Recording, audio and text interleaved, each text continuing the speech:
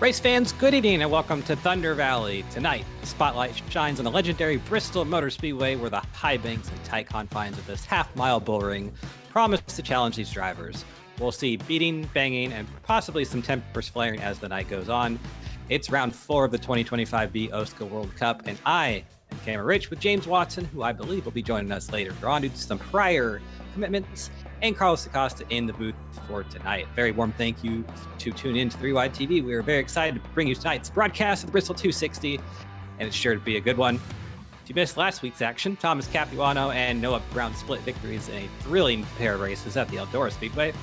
Now the question is, who will rise to the occasion here in Bristol? Of the active drivers, Austin Beers has the best average finish at 3.8. The Team Mixer Rich driver makes his first start of the season tonight, and I'd say he has a pretty good shot here. Another person making their OSCA return is Ryan Lutz in the number 36 machine. And if you've ever heard that name on any iRacing broadcast in the history of time, you'll know that he's going to be a fun one to watch. So that's all I'll say about that one. Let's go ahead and take a look at our standings here, and it's business as usual with Daniel Gore leading his teammate Noah Brown, and James Miller, Ty McIntosh, and Tristan Millett rounding out the top 5. And I believe it was on our screen. Let's get it back there. And for the teams, it's Redux Racing, followed closely by Southern Speedco, Team Mixture Rich, RK Motorsports, and Binks Designs Racing rounded out the top 5. A little shout out to Bobby Hammer Motorsports. They are sitting there in the 6th position. Outside of a few strong runs for Eric Ziegel, they haven't had the best showing so far. But that team is a short track specialist team, and expect them to put up some strong runs here tonight. But let's go ahead and get your track facts up here on the screen again. Half-mile bull ring here. Should be pretty fun here tonight, Carlos. Bristol is one of the special tracks that we run, you know, in any broadcast, any league you ever watch Bristol, it's going to be a fun time.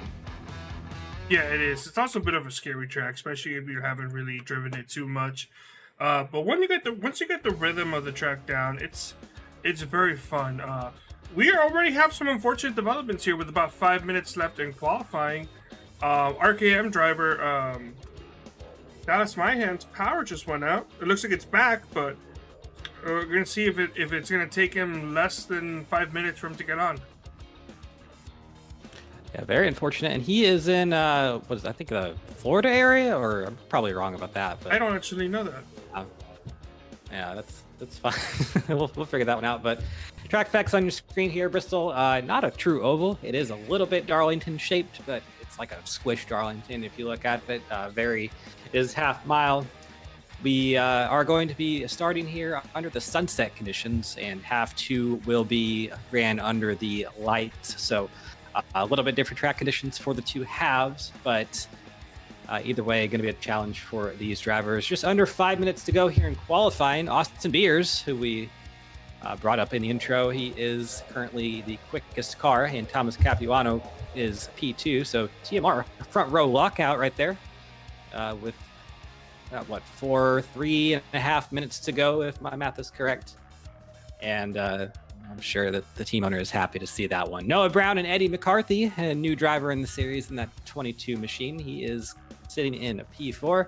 Ryan Lutz brought him up as well in P5. So we're going to have some fireworks right there at the front end of the pack. And I think that's going to be one heck of a race there.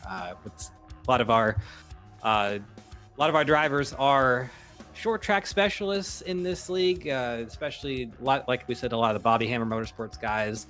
Austin Beers, he's your Whelen Modified Tour points leader right now. So pretty cool to have him in the league and leading the way. And I'm sure a lot of these drivers would love to learn how to race this track from somebody who has probably done it in real life once or twice. There's Dustin Dewar on the track. He, I believe, has currently set a lap time. There's Kynan Jones actually flying away. Kynan took the little ramp in turns 3 and 4, and he Kynan was currently in P. I didn't see his lap time, but somewhere. Kynan is P26. Yeah. Hey, you want to know what's really cool? What's really cool? everyone right now has set a qualifying lap except for Brian Narducci, who is actually he just set a qualifying lap. It's down in 27th, but so everyone has set a qualifying lap. But without looking, do you want to take a guess as to what the time difference is between first and last? Without looking, I'm gonna say 2/10. Okay, so it's not 2/10. It's 0.37. Okay, so that's a pretty close field. That's actually really close here. Brian Narducci, he just went to 13. Now he didn't set a practice lap, so I would expect for that 0-1 car to get UL at the start of this race and probably nullify that starting position. But that's fine. We're gonna have 130 lap halves here tonight. 10 car invert, so top 10 of half number 1 is going to invert themselves, and they will invert their starting positions for half number 2 tonight. So we're coming up on 30 seconds to go here in qualifying. Not sure if anyone has anything for that number 19 of Beers. I don't see a whole lot of movement in the top 10. So let's go ahead and just run it down real quick. It's Beers, Capuano, Brown, McCarthy, Lutt, Westbury, Thomas, McIntosh, Barbieri, and Tufts. Tufts, I think he's one of the drivers that's making one of his first starts tonight. If he has made a start tonight, it was only one, so I'll have to look up on that. But he's been doing some real racing stuff on his end, so a bit more important there.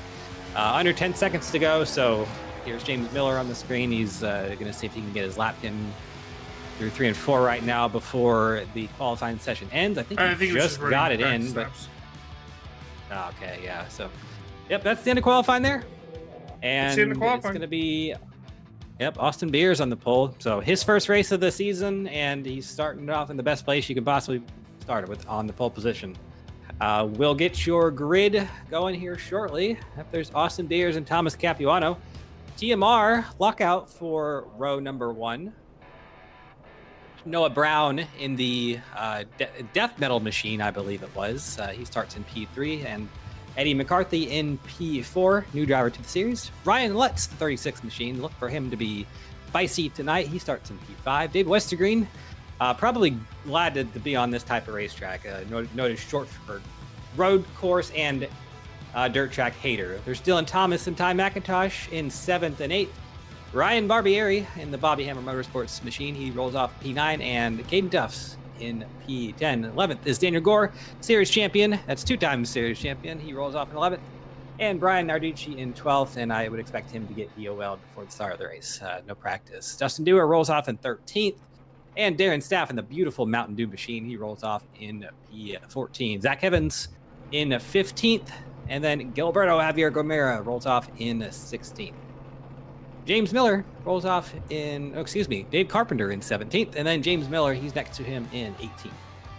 Santiago Aguirre rolls off in 19th, and Ray Bracey Bojo in position number 20. 21st, going to be Dallas Myhan in the 78 machine. Eric Ziegel in the number 5 rolls off in P22. He's been very strong lately. Won't expect him to be there that long.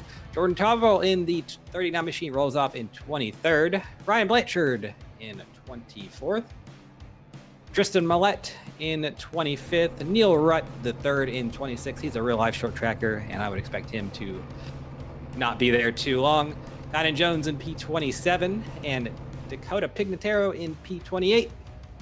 29th and 30th, your last row in the field is going to be Aaron Evans and Patrick Ahey in 87. So we are getting going here, pacing. 2 TMR cars on the front row.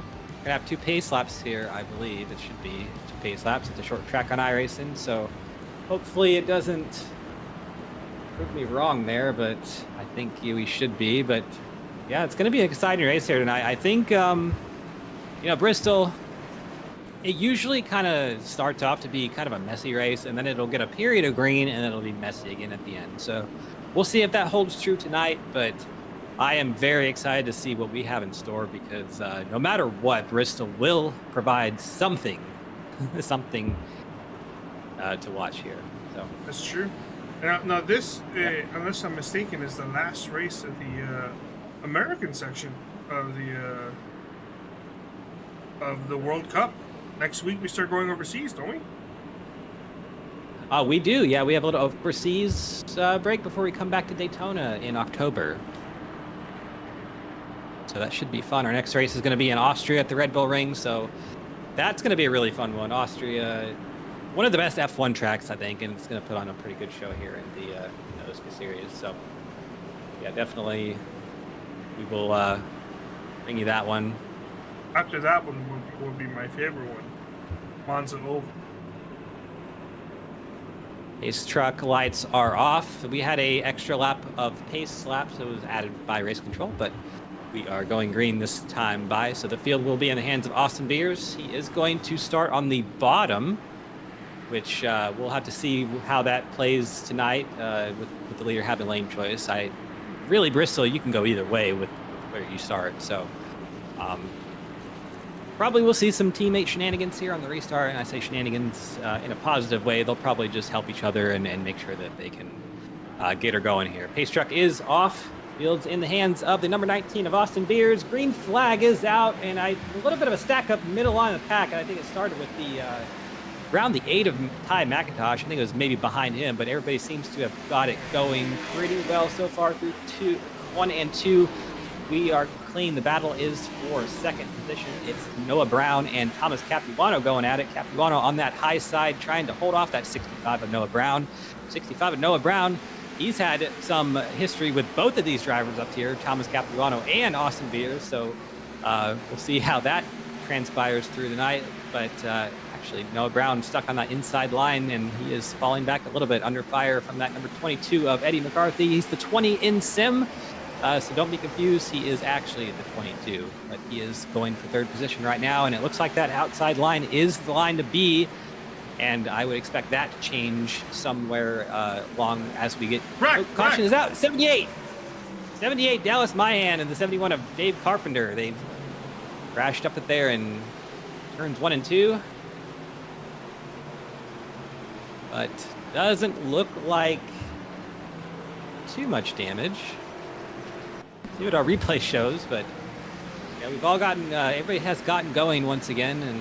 71 just bounced off the wall, and unfortunately Dallas was there, but they were kind of close enough together where that wasn't that hard of a hit for the 78, so I can't imagine he's gonna have too much damage. But the 71 of Carpenter actually has a meatball. Yep.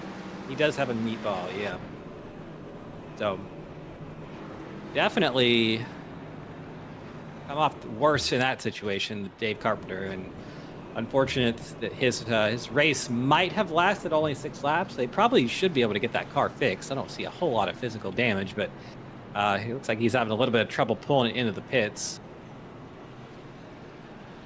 Sparks coming off and everything. So definitely some mechanical bendiness under that machine, and they'll have to get that fixed up for him. So might lose a lap, and but I would probably expect him to be able to get that on later in the race. Cotton Jones the pits. Some strategy playing here, maybe? Well, he's got some heavy damage in the front. Oh, he sure does, yeah. I don't know where this came from, but probably in a checkup related to that wreck, but he was kind of far behind, so let me see if I can go back. Actually, he was... there was a checkup on the start, and he actually got into the back of the 29 of Tristan Millette. And Patrick Hahey... No, it was Aaron Evans, so... some RKM and ex-RKM contact there. We saw that last week, too. The RKM cars couldn't stop running into each other, and a little bit tonight, but... I mean, not too bad, really. They should be able to get the damage fixed in the 85, so... Pace truck lights are going to be out here. Yes, they are. Austin Beers has taken the top, and we've definitely seen that top line a little bit stronger. You could have seen race control there say that the cause of caution and the EOL will be for the 71. Although it's not going to matter too much for Dave Carpenter, as he is still down pit road. Yep, 2 laps down currently, so hopefully they can get that machine fixed up and he can get out. I mean, lap 8 of 130. We're probably going to have enough cautions for him to be able to get that lap, or both those laps back, provided we don't get more cars a lap down, which is also very, very plausible here. Pace truck is off there. Fields once again in the hands of the number 19 of Austin Beers. He's now on the outside line. Great restart for him. He rockets off there, and he's got about a 2-car length lead on that outside line. Leader of crash, big crash, 65. What happened there? I saw somebody lag out. Oh, we're still crashing. 88 of Aguirre, the 29, the 6 of Evans, the 66 of Rutt. So 2 Binks Designs cars in there. We got to watch that again. Something happened. Somebody lagged or something, because I saw sparks and I saw a car kind of just come out of nowhere. So that was really, really weird, but definitely a lot of damage for a lot of these. Somebody disappear for a second. Yeah, so that was really weird. I don't know what that was all about, but we'll have to see what happened here in the replay. It started around the 65. He gets punted by the 36, and okay, well. The blinking car had nothing to do with it. Oh, more contact for the 29. Yeah, and the 65, unfortunately, I mean, his car is broken there. The 8 has no front end. And on board with him, and I don't think Noah did anything there. I think he just kind of got turned by the 36. So we'll have to see how race control deems that one, but let's go ahead and we'll see if we can get a top-down angle or something like that here from the 65. And the 36 is down there. That's Ryan Lutz, and yeah, I mean, I think I would say the 65 came down a little bit, but the 36 kind of did. I don't know. I think that would be probably most logically called on the 36, but yeah, we'll have to see how race can cause that. Aguirre just could not get it slowed up, and he kind of, I think he made it through, but wow, that was a Days of Thunder move right there. Restart here, and just, yeah, I'm on board with Ty, and there's nowhere he can go. I mean, go ahead and let's see. We're under caution here. Ty is in the interview waiting room. Yeah, bring him up. See if we can get it with him. Ty McIntosh, Cam Rich, up with you. Got a copy? Yeah, buddy. I would assume you have some words to say about that wreck. What'd you see from your end? I mean, well, looking back at it now, I see the netcode there, but netcode or not, Really? you got these guys that come in here and it's fuck it. It's stupid shit every damn week, and this is his first week here, and he's going like he's gonna win the fucking championship, and quite frankly, he's not. And I don't know where he's gonna go on Noah Brown, but you know, it's lap 9, so we got to go 3 wide. It's just stupid, but these are the people that I completely expect to do stuff like this, because they think that they're hot shit and they're not. But I mean, Vic allows them in. I can't do anything. I can say that the 36 is getting no space for me, because that's a lot of points that I'm going to miss out on for somebody who hasn't raced all season. So. Well, we are green flag here once again. Ty, for half 2. Are you going to keep that in the memory bank and maybe do something about it? Oh yeah, it's not going anywhere. We had a scuffle on Tuesday too, so he can kiss my ass as far as I'm concerned. And I hope you guys have a good show. I'm sorry for Traders Brewing. I was going to try to drive you guys a good half. I know Thrasher's watching. Sorry, buddy. Hopefully I'll do better in half 2. Probably not, because I now get to start like 32nd for whatever is left of this thing. So appreciate you guys putting on the show, and you know, I dropped a couple more F-bombs. I'll hit the swear jar at some point. I gotcha. Well, we'll go ahead and let you go. Definitely good luck in half number 2. You had a fast car here tonight. It's a shame that happened, but you know, I know that I know that you like to put your money where your mouth is, so I'm sure that it'll be fun in half number 2 at least. Oh yeah, I mean, hey, I called my shot. If I got to do something for it, I'm gonna teach my guys not to take any shit. So. Absolutely. Thank you. And, we have another one almost hit coming here tonight, and yeah. So we have Noah Brown in there in the interview waiting room as well. We'll see if we can get this little run to play out before we bring him up here. But we do have a battle for the lead here with the aforementioned number 36 machine, who was just being discussed about with the number 8, Ty McIntosh. He was giving his words about the driver there. And number 19 of Beers. So a couple modified drivers up here. And Thomas Capuano, I would say associate to those two, is running in P3. So it's a good day for the modified drivers. Almost some contact there between Lutz and Beers. And, you know, you'd hope to not see what happened again, but we know that number 36 of Lutz, he does like to race aggressively and does not like to take any prisoners. I guess that's the best way to say it. We're on board with him right now, currently on the battle for the lead with that number 19. And we'll see how he's able to navigate this track. He's got the number 21 of Capuano close behind, looking to make a move himself. So when you're in this second position, kind of, sort of, you got to figure out a way to kind of, you know, play offense and play defense at the same time. You don't want to get passed from that car behind, but you want to keep yourself in a position to maybe make a move on that car in front of you. So Lutz trying to, he's looking out in the windshield and out in the mirror a whole lot right now, trying to figure out his move. And I think it might be right here. He backs off a little bit, thinks better of it in that move right there, but trying to make something happen on the bottom of the racetrack right here is Ryan Lutz. So good racing up here at the front.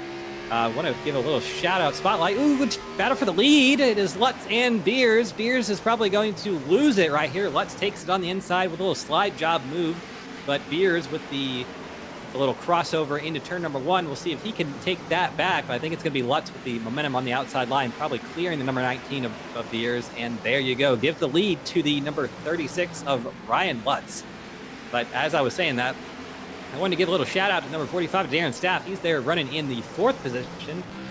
He's your biggest mover in the top 10 currently, up 10 spots, started 14th. So doing a good little job for that number 45 driver. And he's been just really, since the middle part of last season, I'd say he's been really, really consistent and just flat out, you know, top 10. You can almost guarantee he's going to be at least running the top 10 and a lot of times top 5 here. So Darren Staff doing a great job here right now. 29 laps into this race. Running with some big boys. I mean, Ryan Lutz, Austin Beers, Eddie McCarthy. You know, these are fast drivers. So Darren Staff doing a great job tonight. And I think you'd have to love seeing that, Carlos, watching that 45, that beautiful 45 machine, which I believe that was painted by Bojo. Somebody told me that, but.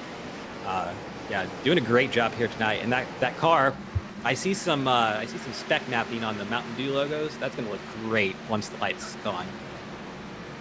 That is true indeed. I'm not sure if Bocha did this one or not, because usually Darren makes his own schemes. But I'm gonna, you know, it's possible. I do think they have been working pretty close together. Yeah, I'll have to verify that. Somebody told me Bojo did it, but. Oh yeah, I see Bojo's logo right there, right behind the front tire. Yeah. And we're on board with David Westergreen now. He started in 6th, currently running 5th. So, yep, and he's running very consistently. And we talked about him being the OSCA's probably most loudest anti-road course, anti-dirt track driver. So he's probably very, very excited to be on a oval that is paved once again. He did not have a great week at Road America. He did not have a great week at Eldora Speedway. So how about we go ahead? Definitely can rebound. Oh, go ahead. No, I was going to say, how about we go ahead and bring in Noah Brown for his... Yeah, we have a bit of a green flag run here going, so let's talk to him. Noah, you got a copy up here? Yep. All right, so I'm sure you have some words about what happened. Tell us about it. What's there to say? I mean, there was a little bit of netcode involved. That was the call on the track, but I mean, he's hitting me anyhow. So, I mean, I don't know what to say, but I mean, you know, you can't get anything with these guys. You just leave them an inch, they take the mile, and they'll still wreck you for your efforts. So, you know, it's a tough end. Don't know what I'm going to do here on track, but I'm just going to try to bust as many laps as I can. So, yeah, we'll see. We actually who goes better. We talked to Ty as well, and he had some colorful words to say about what happened. regarding the driver of the 36. So, I mean, something you're going to remember perhaps too, I would presume?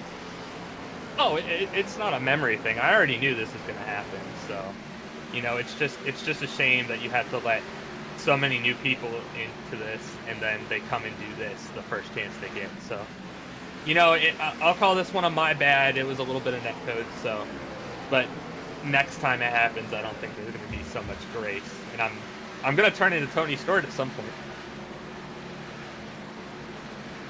Are you going to? Never mind. We're not going to go there. Watkins Glen. Yeah. I don't feel like donating to the kids at the moment, but maybe I'll feel better later. I listen. I think Ty's donated enough for all of us this week. Or I should say he's going to donate. He dropped about. He like 15. He dropped about 10 in the interview. That's your boy.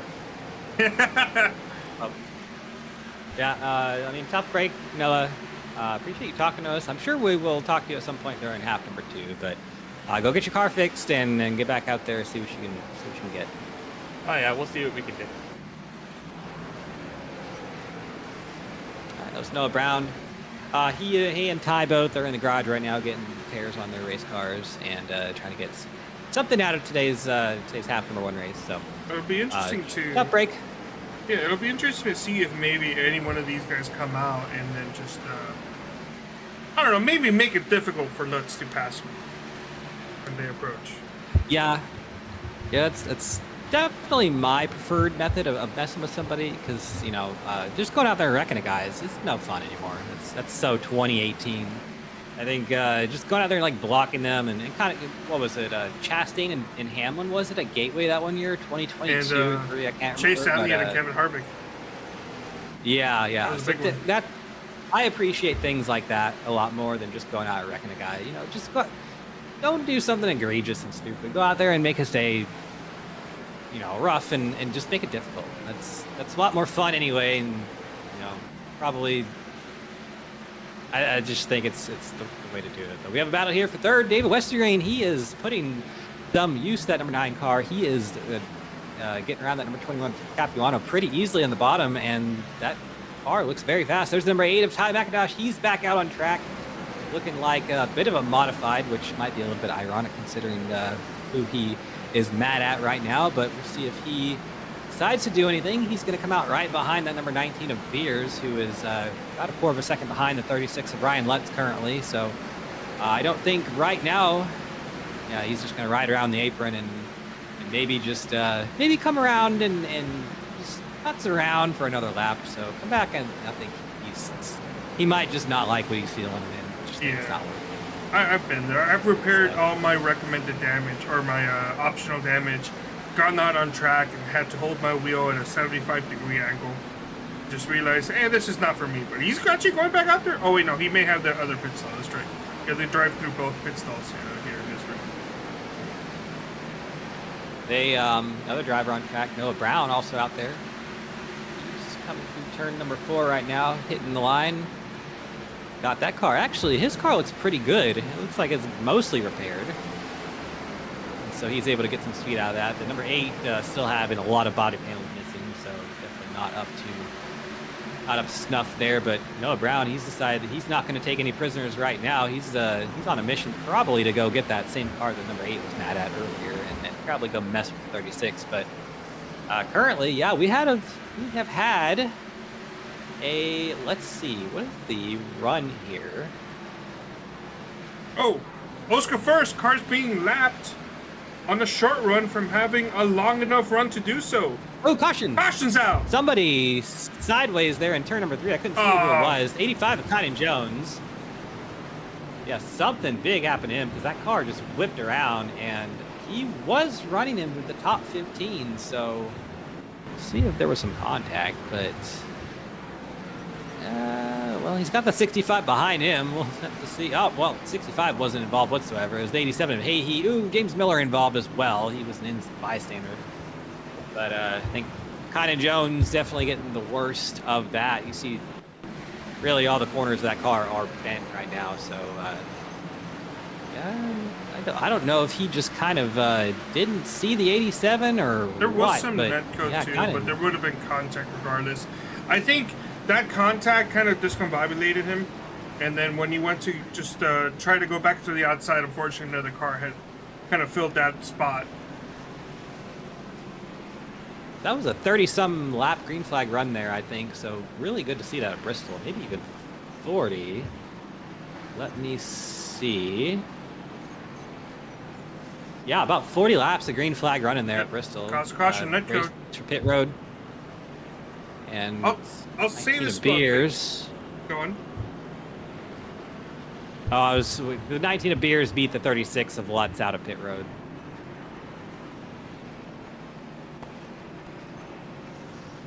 Oh, yeah, you're right.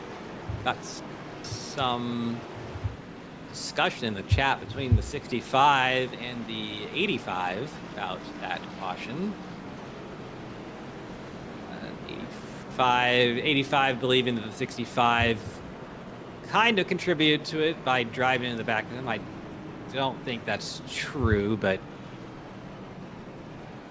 drivers are going to believe what they want to believe. That's how we roll. I'll say this about Vic. He is consistent on this. Those are two netcode incidents that I think we both personally feel would have happened regardless of netcode. But they're both being called as netcode.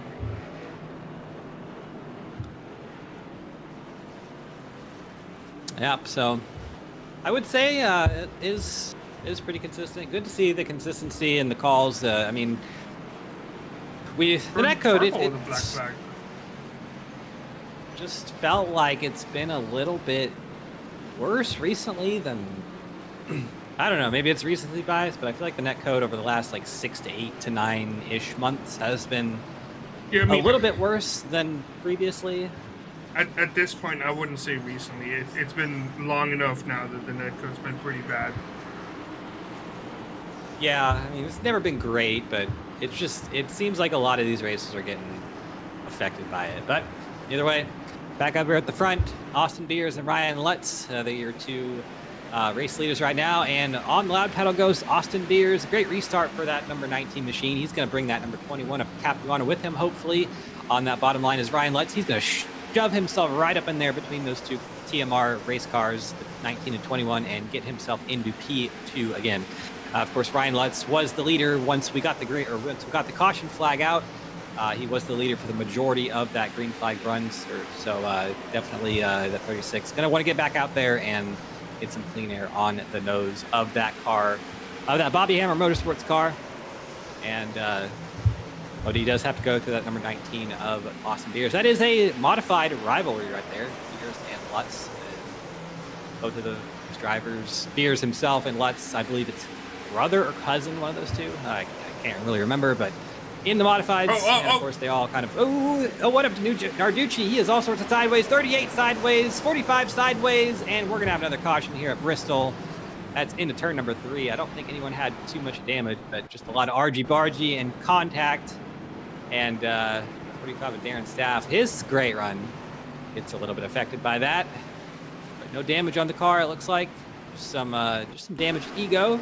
Tristan Millette made contact. He's got a meatball flag. I think he made contact with Darren. And another netcode incident.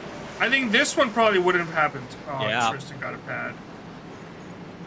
Yeah, that was a big hit. So yeah, there's definitely going to be some damage to the 45 as well from that hit. Be on board with him, and just a kind of a chain reaction. The 01 got sideways, and then there was Daniel Gore involved, and everybody kind of checked up, and like you said, the worst end of that was the 29 of Millette. So he's going to have the most damage. Darren Sapp also Darren. Yeah, both of them. So yeah, probably. I mean, you'd have to think that when those two cars hit each other, there's probably some mechanicals, suspension, things like that bent up out there in the right front. That's a hard hit. That's not what you want to Bristol. So almost Noah Brown almost involved in that one again. He's having a night, but I was able to get around it. But you see some cars up here on the outside line getting their laps back. So iRacing just one day needs to make that pace car full body, just randomly. I've always said, like, do it on, like, April 1st. Just, like, don't tell anyone about it, but just make it solid. Or like my, turn pit collisions on like randomly during like a day and don't yeah, tell anyone. I want it to be like a random tick. It like or like it just randomly like one in like a million chance for it to be like solid for like a minute. It's just every minute it checks for that. We are just past halfway here in this 130 lap event. Let's go ahead and just rack the top 10 for you real quick. It's Austin Beers, Ryan Lutz, Thomas Capuano, Eric Ziegel, David Westergreen, Ryan Barbieri, Dylan Thomas, Dallas Myhand, Ryan Narducci, and Daniel Gore. They just swap positions, but I think Gore is the 10th position. So 78. What is going on there? I think that they're just trying to line up and get where they need to be. So going green this lap, it looks like. Field is in the hands of that 19 of Austin Beers. It's really been between Beers and Lutz all race, 67 laps into this. But that 5 of Eric Ziegel, he started way in the back, P22. He's been strong the last 2 events, both Road America and Eldora. So you would have to expect him to be strong here tonight here. But I thought we were going to get a green flag there. We did not. Race control extended it by 1 lap. We're going this time. Looks clean. There's Ty McIntosh. Yeah, he's got everything back on the car again. So, yeah, they got the car fixed up, and he's probably out there to knowing Ty. He's probably going to cause some chaos. Which is, you know what? That's fine. As a race fan and a commentator myself, I kind of embrace the chaos. 29 let down pit road. A lot of damage on that car still. He's going to be hurting the rest of the night.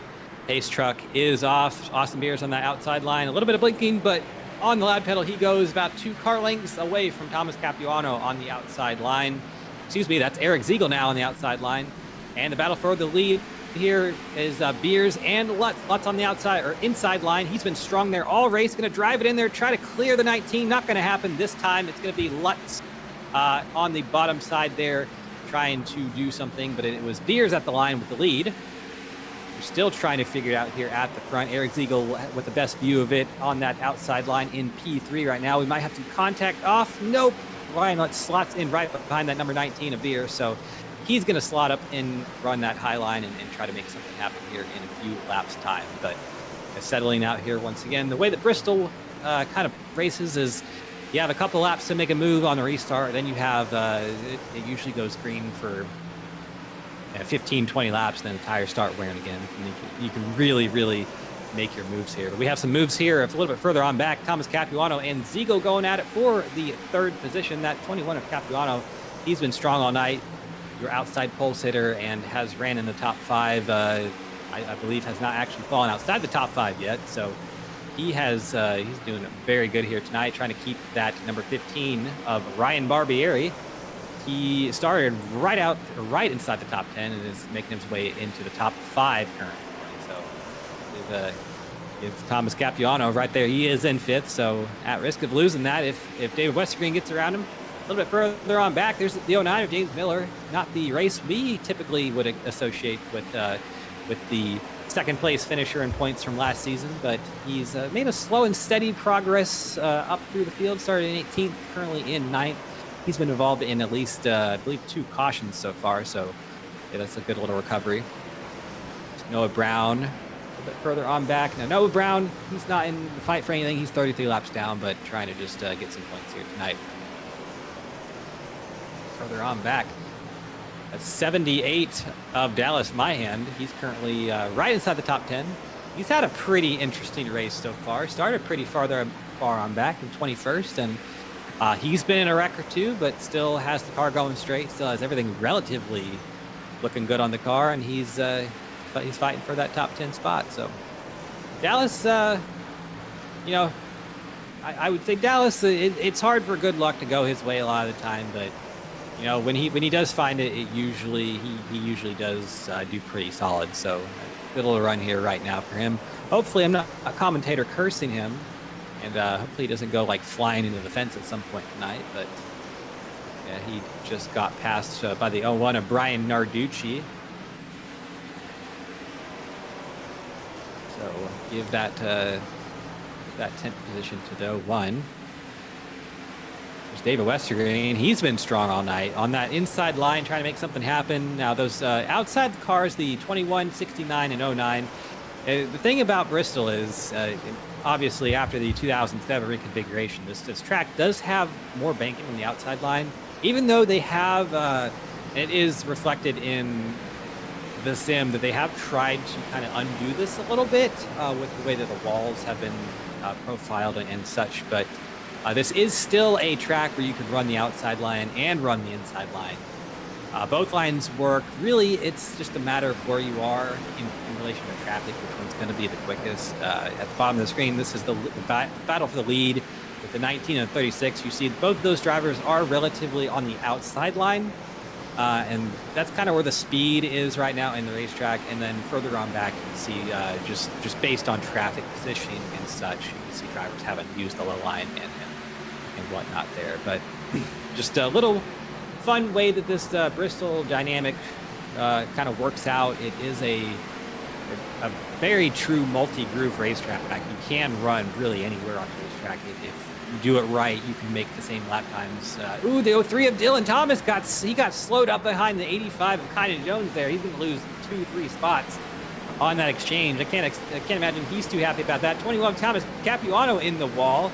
So that good run he was having, he might have burnt up those tires, and I would have to think that is absolutely the case of what's going on with that 21 right now, based on how it is driving. I mean, he has no turn. Gucci, we're about to have a caution. Yeah, we're about to have a caution here. Somebody in this little pack, we're about 7th to 13th-ish on the screen, they're really trying to push their luck here. But at the front, it's still Beers has been able to hold off the 36 of Lutz. So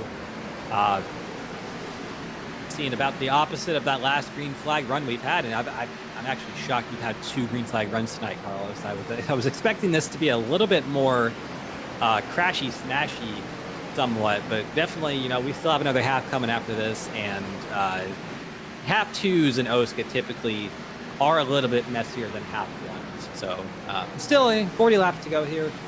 Still a lot of time for cautions and such to happen at Bristol. I mean, that can be 30 minutes of racing time right there. But yeah, we're on board with Lutz, doing everything he can do to try to catch that number 19, run that inside line while Beers is on the outside line, and you can just see how different they are. Lutz is quicker mid-corner, but that momentum on the outside that will propel you off the corner and allow you to essentially hold that car on the inside off.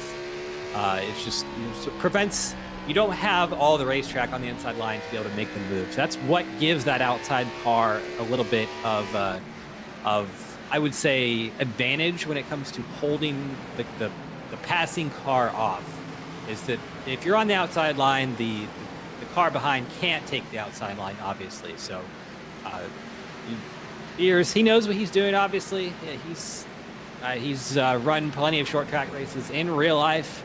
Knows where to put his car and everything to do regarding that. So just he's doing it here tonight. And shout out to Ryan Barbieri. He's running in 3rd position. So these short trackers putting work out tonight. Not too far out. 39 of Jordan Tarble. You want to hear he's you want to hear a funny but also sad story about me in this track? I go for it. So I think during 2020 I raced in the Sunday Cup League, which is for all the Gran Turismo guys. You may be familiar with that league back when they expanded with iRacing, and I joined their pro division on Saturdays, and I was good at this track with this car combo, and I was dominating this race, like straight up dominating the race. Would go in, drive it. Oh, we got a couple cars going down into the apron. Going into the corners, I would just smash on the brakes just when I needed to, and I was perfectly fast as we have a battle for the race lead. Ryan Lutz finally got around the 19 using lap traffic, and he's taking the top point. Yeah, not so much a battle anymore. That battle is done and over with. To quickly finish my story, I was dominating, and then about halfway through the race, there was a caution. We all went down Pear Road. We were in Pear Road, and before I got to my stall, my phone had like kind of fallen like on my desk, and I wanted to grab it just to move it out the way. And when I kind of like stretched up to grab my phone, I straight up threw out my back. And I couldn't touch the brake pedal the rest of the race because it would hurt too much. And I ended up finishing like 5th. Because I just wasn't as fast anymore because I couldn't hit the brakes. No, same risk and injury. That's a pretty good one. Yeah, there's been a couple times where I've done some things like that. I think during an endurance race, we won Le Mans last year. I sliced my foot open like while I was in the car, and oh no! Contact. That is the 9 of Westergreen. He's actually got himself up to 3rd position through all that argy-bargy lap traffic nonsense mess that we got going on here. So probably enjoying what he's seeing going in front of him, but staff, he is a couple laps down. I say couple, he's 32 laps down right now. David Probably Westergren, just in that battle with... I've noticed David Westergren has really good long run pace as the 19s hit the wall, or the 15 hit the wall. Got hit by the 5, but it looks like they squared it all out. It looks as the 5 is not looking up onto the outside line, but David Westergren, notorious road course hater, notorious dirt hater. Do you think he hates short tracks? Definitely not tonight. He is, I think, the fastest car in the top 5 right now. He is starting to track down that 36 and 19 just a little bit, and it might be lap traffic, it might not be, but that either way, that number 9 is making the best of what he has, what he's been offered to him with traffic and the positioning of what he's got going on right now. So just doing what he needs to do, and that is just get through the traffic as quickly as possible. Don't worry about what's going on with 36 and the 19. He's running his own race, and look, he's in the same shot as the 2 leaders right now. So that number 9 of Westergreen, he is all of a sudden in the battle for this win. I believe we're walking into the booth is James Watson. Yes, sir. I am here and here at the perfect time here, right to watch the battle for the win. Welcome. This is a pretty good one. Hopefully your stuff went as well as what we're seeing tonight. Can't ask for too much more, thankfully. Well, there you go. That is good to hear. But we have a great battle for the win here.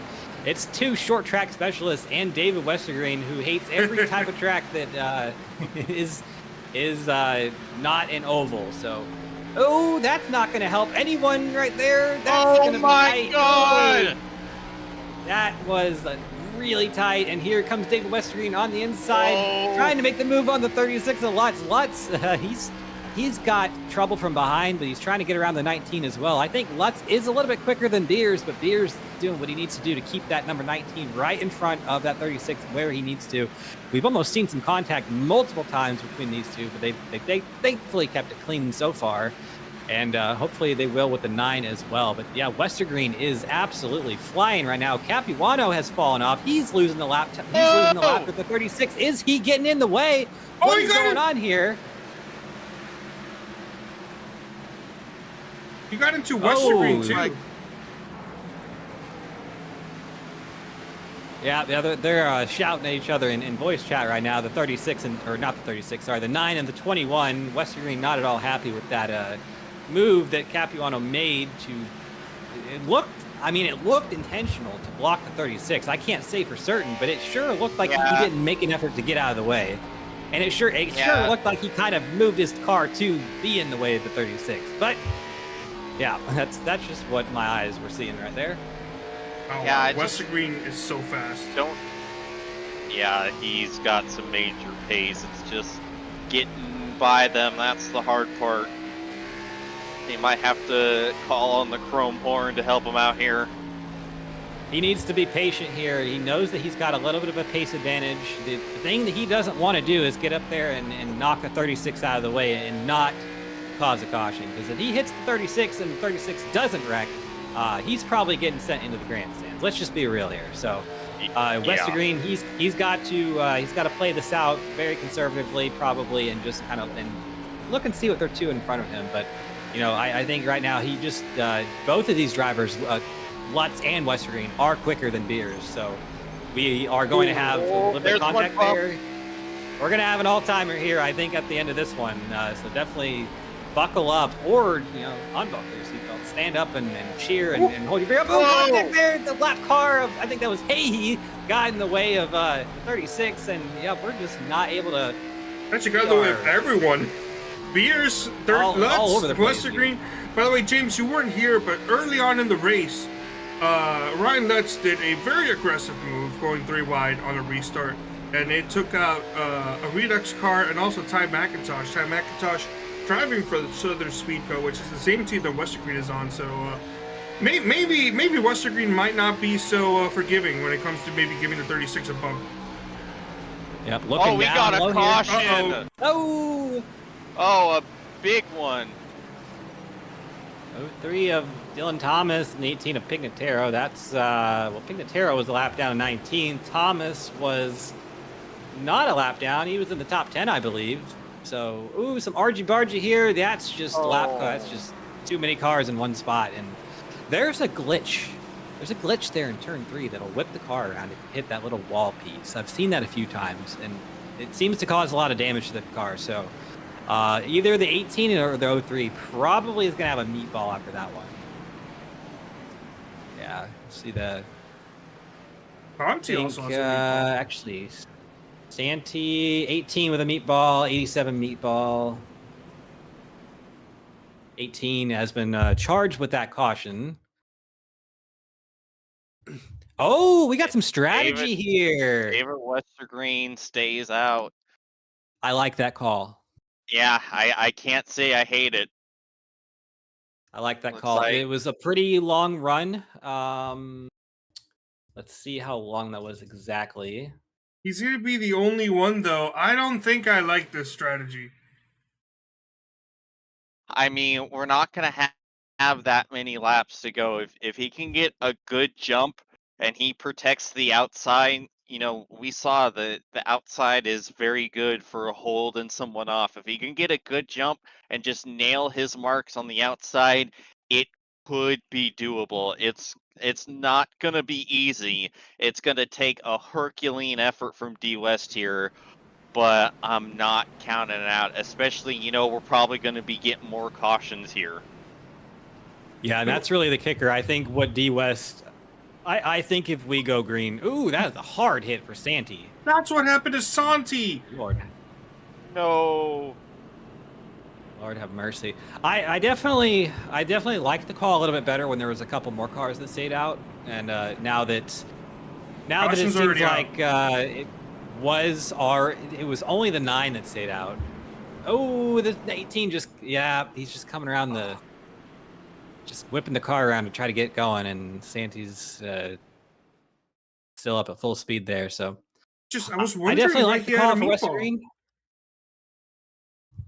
But I definitely, you know, it's going to be hard. I think the cards are going to be stacked against David here.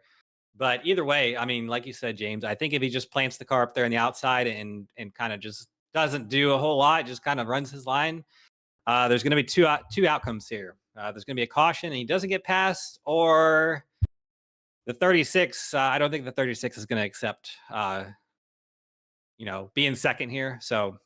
Yeah, he might bully his way through and do something, but we'll have to see. Pace track is off. Green flag is out. Good on the tires.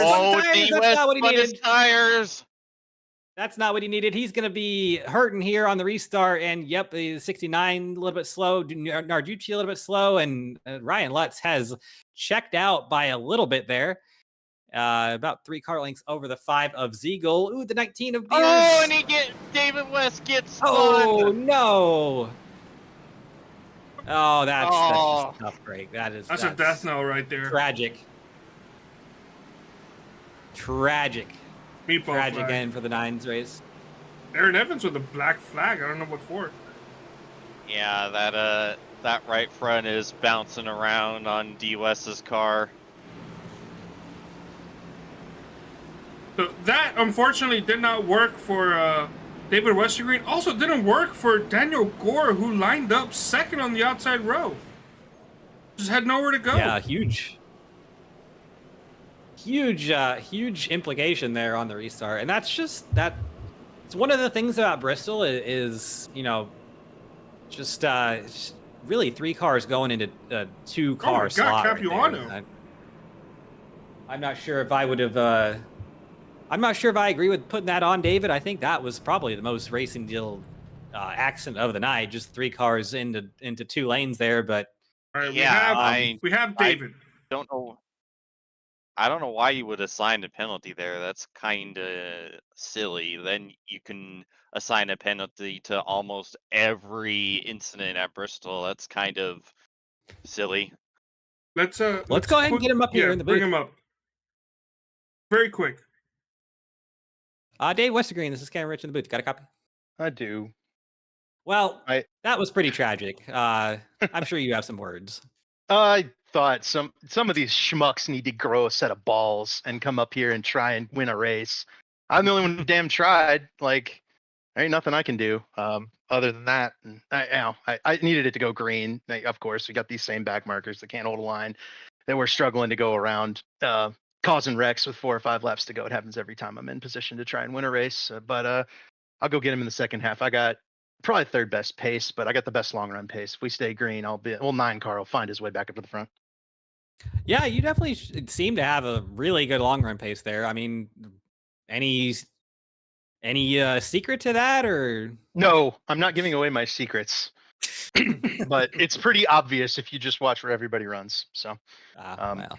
But we'll go out there, give it to him in the second half. But the rest of this field, these guys ain't gonna win a race. Like, you got to take it from them. Come on. I needed a buffer. If I had a buffer, we might have been okay. They might have wrecked before they got to me. But yeah, it was over once it was just me. So shout out Bite Size Sports, shout out Traders Brewing Company, shout out Batflip Podcast. Go subscribe to the podcasts and drink some Traders. And we'll be back in the second half for sure. We got pace for them. It'll be all right. Absolutely. I think we will see that number 9 car back tonight, and definitely one of the fastest cars on the long run. And just a tragic end to that. Green flag out once again. Probably the last restart of the night if we can keep it straight. We'll see what happens there. The 5 of Eric Ziegel looked like he might have jumped the start there just a little bit. He was ahead of the 36. He did. Yep, he got a black flag. He's got a black flag for it. I don't think he should get that cleared. That was definitely a jump from my perspective. So 36 back up to the lead. Oh, we got a big wreck going into turn 1. Oh, it's a massive one. We are white flags. That's going to be the race over. Oh, here comes Narducci trying to make a move. Oh, he spins the 36. Here they go. He still won. Oh, my God. Wow. I think it was Lutz. Oh, and they're still wrecking. Narducci is upside down. Or it was almost upside down. I don't even know at this point. Oh, my goodness. What a finish there. So Narducci. Oh, he is upside down. And Daniel Norris upside down. Everybody's flipping. He sent it through 3 and 4 on Lutz. Lutz actually got spun out, and then it was Lutz, Narducci, and Beers kind of merged together, coming to the line there. So, yeah, let's get another replay of that. We're coming through 1 and 2 here, on the last lap. Oh, we don't have one. Okay, that's fine. Well, we're gonna be quick about it. We will see. We will see if we can get an interview with Ryan Lutz here. I think we still can't go back. We just have to click the little bar that comes up when you hit the. I think I have to do this manually. Give me a moment, guys. You guys go ahead and start talking. Hey, how about you guys talk about the race results? We sure can. So coming home with the win tonight is Ryan Lutz. And his teammate in the number 01, Brian Narducci, comes home in second. The 2 Bobby Hammer Motorsports cars brought them up in the intro. We said they were going to be fast, and there they are, 1-2 on the night. Austin Beers third, and James Miller fourth. It's the 2 TMR cars. Good run for him. James Miller really didn't do a whole lot tonight, but came home with a great finish. So really about what you can ask for. Neil Rutt, he had some troubles early on, comes home fifth. Dallas Myhan in 6th. He also was in a few wrecks. Daniel Gore, Ray Bracey, Gilberto Javier Gamera, and Ryan Blanchard round out the top 10. Dustin Dewar with an 11th. Nice little consistency there. Had no issues on the night with him. Thomas Capuano ran really, really well in the first half of the race. Something fell off that number 21. He comes home in 12th. Eddie McCarthy in 13th. Same with him.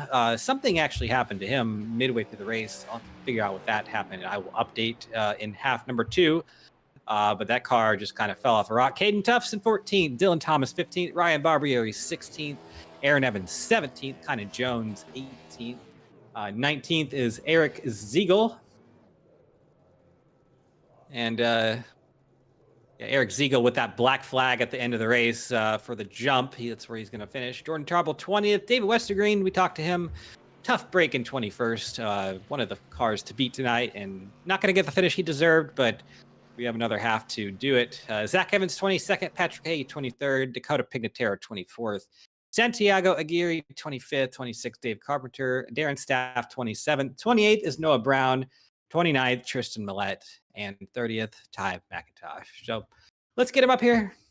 Hold on. Ryan Lutz with the win. The replay. The replay. Let's get the replay. Yep. We do have the replay of the end of the race here. This is through turn number 2. Coming into number 3, Brian Narducci on the inside just sends it up into the 36, and wow. Wow. You know what that reminded me of? That reminded me of Bristol, I think Bristol Xfinity 2021, I think, where Cindric and Allmendinger were sideways, spinning down to the inside, coming to the checkered. That looked a carbon copy. That was, yep. If only Austin Beers was up higher, he would have just been able to drive right on by to the win. And then everyone's piling in with reckless abandon. Look at Brian Narducci upside down flying, and Danny G is barrel rolling down. Oh my goodness. I just hope Danny's okay. Chaos. Just chaos to end this race. It reminds me of the Michael McDowell Texas wreck. Oh, so we have the Ryan Lutz. Dover wreck. We have Ryan Lutz in the chat.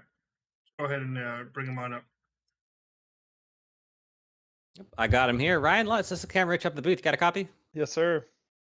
Well, it's no surprise to myself, probably no surprise to a lot of people that first race here in OSCA, the 2025B OSCA World Cup Series, you come home with the win. Tell us about your night. Yeah, it was definitely hard fought. It seems like no matter where me and Beers go, we always seem to be racing each other for the win, and it was nice there. I think Westergreen had us beat on that long run. I was a little bit more burned than they were, and just trying to save what I had there. And I obviously didn't do that great of a job because they were both better. And luckily, the caution came out, and I knew the only way to beat them is to start on the front row. And to do that, I put 2 tires on and was able to control the race and sneak away with one. Yeah, we saw you had some contact there with the I think it was the 65 of Noah Brown. Heard from him and the 8 of Ty McIntosh. They weren't too happy about it. How did that look from your perspective? Yeah, it was tricky. I mean, I went on the restart. I was kind of just riding in that stage of the race, and it seemed like the 65 committed to the middle. So I said, okay, I'll just roll in the bottom because I was trying to save the right front, not run the top. And by the time I got to the bottom, he was coming down already, and I got out of gas, and I think we net coded and collected a couple of those guys. And I mean, obviously it wasn't intentional or anything, but I guess it's just one of those things. Well, you get to start in P10 for half number 2. Any different strategy, or just gonna go out there and send it? Yeah, I'm just gonna probably ride around in the beginning and see how it all plays out, and see who's racing and who's not, and just try to be like you. That could be a lot of things. So hopefully to try not to be like the bad part of me, whatever that is. But before we let you go, any shout outs you want to give us? Yeah, just thanks to you guys in the booth. I always, even when I'm not racing OSCA, I still come in and watch every now and again, and just everyone from Bobby Hammer Motorsports. I think this is their first win of the year, so thanks to Vic for putting up with all the nonsense, and just everyone here. All right, thank you. That was Ryan Lutz, half number 1 winner. And I wouldn't count that 36 out for a half 2 win. If he can keep the front end on it and keep all the other angry drivers away from him, I think it'll be a good half number 2. But yeah, I mean, half number 1, we did see a couple, 2 long green flag runs, about 40 laps, 30, 40 laps each. So I was not expecting that myself tonight. Good little surprise. But historically speaking, half 2s in OSCA have been messier. So I don't know if we're going to see that in half number 2 tonight. But either way, half 2 is going to start completely under the lights. We had a bit of sunset start in half number 1, completely under the lights here for half number 2. 10:30 p.m. start time, so a little bit colder track, a little bit more grip, and you'd have to think that that's going to give these drivers a little bit more confidence in the cars. So one of the many aspects of these this half, I guess, split style of racing that the track is not the same between the halves, and you got to adjust your driving style, things like that. Just little things like that make OSCA fun for everybody. But about 3 minutes to go here in the warm up, and let's see. We wanted to get an interview with anyone else. I think we'll probably be good on that. Yeah, plus we need to some time to rest our voices after that all-timer finish. That will be probably 75% of quick shifts, unless even more chicanery happens and have to. Oh, you That'll definitely end also up on the missed it, TikTok thing. James. In that early wreck that I mentioned that Ty was involved, he came into the from the info care center and let loose, and is probably going to be donating about $100 to the Naughty Word Fund charity for kids after this week is done, Yeah. because he let loose. He let You loose. mean he's donating? He's donating to the Santiago Aguirre Memorial Swear Jar Fund. Yeah. If we thought Redux was bad last week, Ty took that and he said, nah, Redux ain't got anything on me. He said 15 curse words per team. No, I'm about to average 15 curse words a driver. Phew, that will be interesting. I look forward to hearing that on Quick Shifts. It's why I like to have Ty in the booth. I mean, whether we're interviewing him or commentating together, he does not mince his words. So we can always expect exactly what the driver of the 8 is thinking, and I can appreciate that. I definitely I like the direct communication. I like the I like that we always know what he's thinking, so it's good. And I definitely think the number 8 car. I mean, he's got a lot of speed tonight. He showed it in qualifying, showed it in the race too, and just not much you can do in a situation like that. And Ty has had some horrendous luck this season. This week in particular, I've seen him get involved in a lot of incidents that he was 100% an innocent bystander for, and I'm guessing the frustration finally got to him, and I don't blame him one bit, because yeah, he's gotten hosed a lot. Hashtag Ty deserves better. And he's I don't think this is really too much on his mind right now, but I mean, he's got it all to do for half number 2. He's going to be starting in P30 on account of just being the first car out of half number 1. He's got every car in the field to pass tonight if he wants to get up to the front. But I think an angry Ty McIntosh, if we're going to say anyone can do it, I think that's the person who's probably going to be doing it. So definitely just we'll see, and we'll get it going here. But grid for tonight: Ryan Blanchard, Gilberto Javier Gamera on row number 1, Ray Bracey in P3, Daniel Gore in P4, Dallas Myhand rolls off in P5, Neil Rutt in P6, James Miller going to start in P7, Austin Beers in P8, 8th, 9th, and 10th, and they all kind of finished half number 1 kind of glued together. Brian Narducci and Ryan Lutz, your half number 1 winner there. So definitely look for this back half of the top 10 to be flying through the field and trying to get their way up. closer to the front. Dustin Dewar rolls off in 11th. Thomas Capuano in 12th. Eddie McCarthy in 13th. Caden Tufts in 14th. Dylan Thomas in 15th. Ryan Barbieri 16th. We saw he had a good run in half number 1. Didn't get the finish he deserved. I think he was involved in a late crash, so he'll be coming from the back. Aaron Evans in 17th. Kynan Jones 18th. He'll be looking to keep that car more or less right side up in half number 1. Eric Ziegel, the number 5. He was black flagged at the end, so that's probably not a representative place where he should be starting. Jordan Harble in P20. P21, David Westergreen. The tragic end of half number 1. He was the fastest car. Zach Evans in P22. Patrick Hay in P23. Dakota Pignataro, P24. P25 is Santiago Aguirre. And Dave Carpenter in P26. Darren Staff, he rolls off in P27. And Noah Brown in P28. Both of these drivers had some hard luck to start out half number 1. And then Tristan Millette and Ty McIntosh are going to round out your field for tonight's second half. So 130 laps. If that wasn't enough for you, we're going to do it again. And you're going to like it. So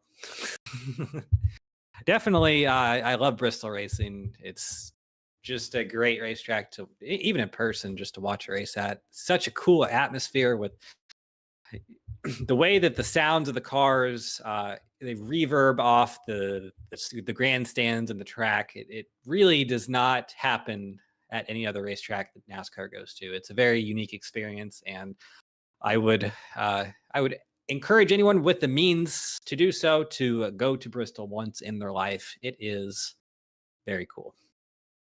We're going to have 2 or 3 pace laps here, depending on what race control wants to do here, and then we'll get going green.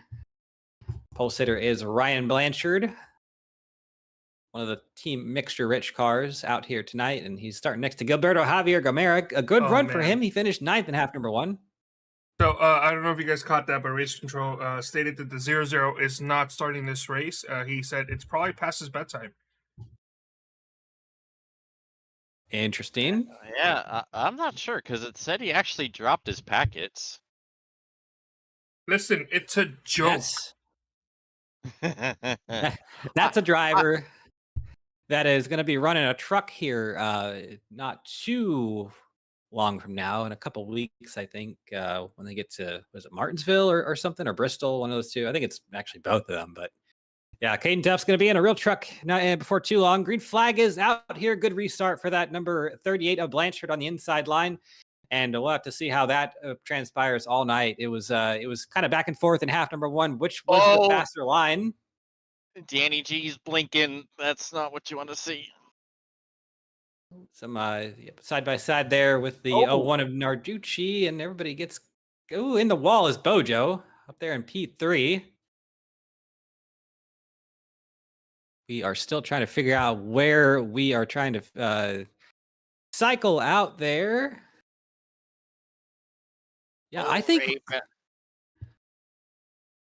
we have some weird net code going on tonight, because apparently the 38 got a 4X from the 7, but they'd never actually made any real contact. So something weird going on with the servers. I mean, not really surprising. Battle for the lead, and that's going to be my hand inside of Blanchard. And Blanchard working the outside lane. He's able to carry all that momentum. That's what makes this reconfigured, reprofiled Bristol so difficult, is that the outside is just able to carry so much momentum off of that high side. You basically just gotta have to have the perfect set of corners, or maybe go full Dale Jr. and yell, slide job! Slide job! That's what Dallas Mayan's trying to do, but here comes the 01 of Narducci. He's decided to take the outside line on him. Oh, some contact there, and Narducci's going to dive it into the inside of Blanchard. He's sideways. He saves it. Oh, wow. I think he got some help. I think that was a bit of a chain reaction, I think, but I think it was the 15 of Barbieri that was the main culprit there. But yeah, everybody is straight still, and Danny G, he's back to the 14th position. So and he is not happy. all you hear is a lot of angry Englishman noises. And you definitely don't want to hear that during a race because that that never ends well. Here, there's Eric Ziegel. He's one of the drivers. He's going to have to. He's having to come through the field here, and he's starting P19th up to P14th, passing the 48 of Aaron Evans. Actually, that's Behind incorrect. Aaron Evans, there's Aaron Evans on the YouTube what's- chat saying he's letting his girlfriend drive the car in this half. Oh well. Is that might be why the 48's running a little bit better than it usually does? I'm kidding. Man, I'm kidding. I was gonna go there, but I'm like, you know what? That's too mean. But man, Cameron Rich, hashtag Cam Rich is mean. He just went there and oh man, we just heard someone get murdered on live television, folks. Sometimes you need a setup change. All you need to do is change what's between the seat and the steering wheel, and things get way better. The biggest nut to adjust is the nut behind the wheel. That's what I found. It's true. Yep. Got a good battle here for the lead. The 38 of Blanchard, the 7 of Bracey, and the 01 of Narducci, all going at it right now. The 19 of Beers, he's gotten himself up into it, and the 09 of Miller's in there as well. So big battle for the lead. About 5 cars here in half number 2. We're 14 laps into it, and here comes Austin Beers on the outside of the 7 of Bojo. Tight move there, but currently that outside line looking like it is the place to be. Ooh. It's inside line is getting a little bit more sparse, and you can tell that it's just not having the speed that they need to have to carry what they need to there.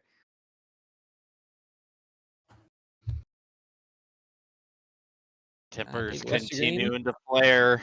It's Bristol, baby. Yeah, but Westergreen was going after somebody, so he's doing everything he can to get his spots back in half number 2. Ray is getting freight train on the outside, but if Ray plays his cards right, I don't think that's necessarily a bad thing. Whoa! Oh! Oh! Hang on to Ray. As Side you by say side that, with the 15.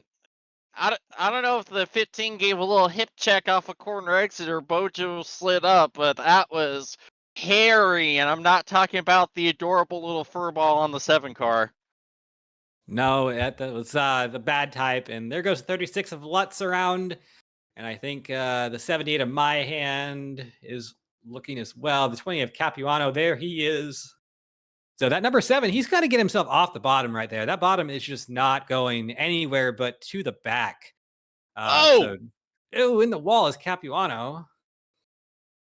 And a battle for the lead up at the front. It's Narducci and Beers going at it. Beers, we've seen this all night. That number 19 was super quick in half number 1, and just he really got out strategied by the 36, but 19 had a lot of speed, so showing it once again. The 38 of Blanchard, he finished 10th in half number 1. Probably didn't have the speed of these two in front of him, but he is making use of the invert pole and doing well to run up here in the top 3. Why did nobody tell me I just butchered half on the half 2 thing on the ticker?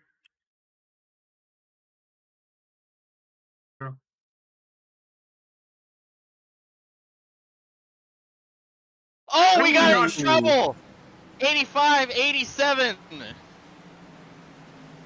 I think, yeah, I'm hearing from race control that was probably the 48, but we'll check the replay and see what happened.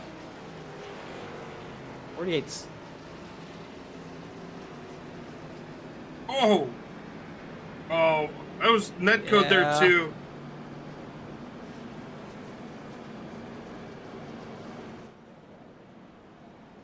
So, yep. Race control says it was the 48. And I mean, the 85, Conan Jones, he's had a really interesting half number 1 and pretty interesting half number 2 now that he got spun around there. Got some damage on the car and not really what he wanted to see, but No meatball. No meatball. That's the important thing. Capuano Dampere Road. First driver in the top 10 to do so. That's an interesting call. He might be trying to if I would think that would probably be his one pit stop of the night, but we'll have to see. Lots of Lots of chat going on right now. A lot of people angry at each other. I would say tempers are starting to flare. So yeah, I mean, it's Bristol. This is Bristol. It's Bristol, baby. That's what they say. Sir. Worse than Rashid Coles, Aaron Evans caused the caution. Vic, wow. And you thought I was mean. Yeah, we Yes, thought you were. we expect it from Vic. We don't expect it from you. I just wasn't expecting that to be typed. Let's reset the top 10 here real quick. It's Narducci, Blanchard, Lutz, Barbieri, Myhan, Thomas, Javier Gomera, Gore, Ziegel, and Rutt currently. So we heard Daniel Gore. He's very, very frustrated, but still in the top 10, still in P8, and doesn't have, I don't think, any damage on the car. So it could be worse, could be better, it could be worse, though. You're 27 laps into a Bristol race, though, and really, I would say he'll probably be fine. Right now, Dustin Dewar, I'm not sure what happened to him. He's 8 laps down. He went down Pier Road And- during that green flag run, unsure why. Oh, yeah, he had an incident on lap 15, got loose at a 4, and nosed it into the inside wall. So Brandon Jones that got a black is flag what- while entering Pit Road. that's not going to make his day any better. Green flag out once again. Fields in the hands of 1 of Narducci. And a great oh, no, that was not what they wanted to see, and everybody That could is have all been way sideways. worse. That was Yeah. nothing compared to the wrecks from earlier. I was expecting a track blocker. That I think that was just a bad restart on the inside line, but we'll have to see Yeah. what happened on the replay. Yeah, someone spun the tires hardcore. It looks like Blanchard just didn't get going, didn't and go. then the 15 hit him, and looks like the 15 also then spun the tires right after and up into Dylan Thomas, and they both go careening to the inside.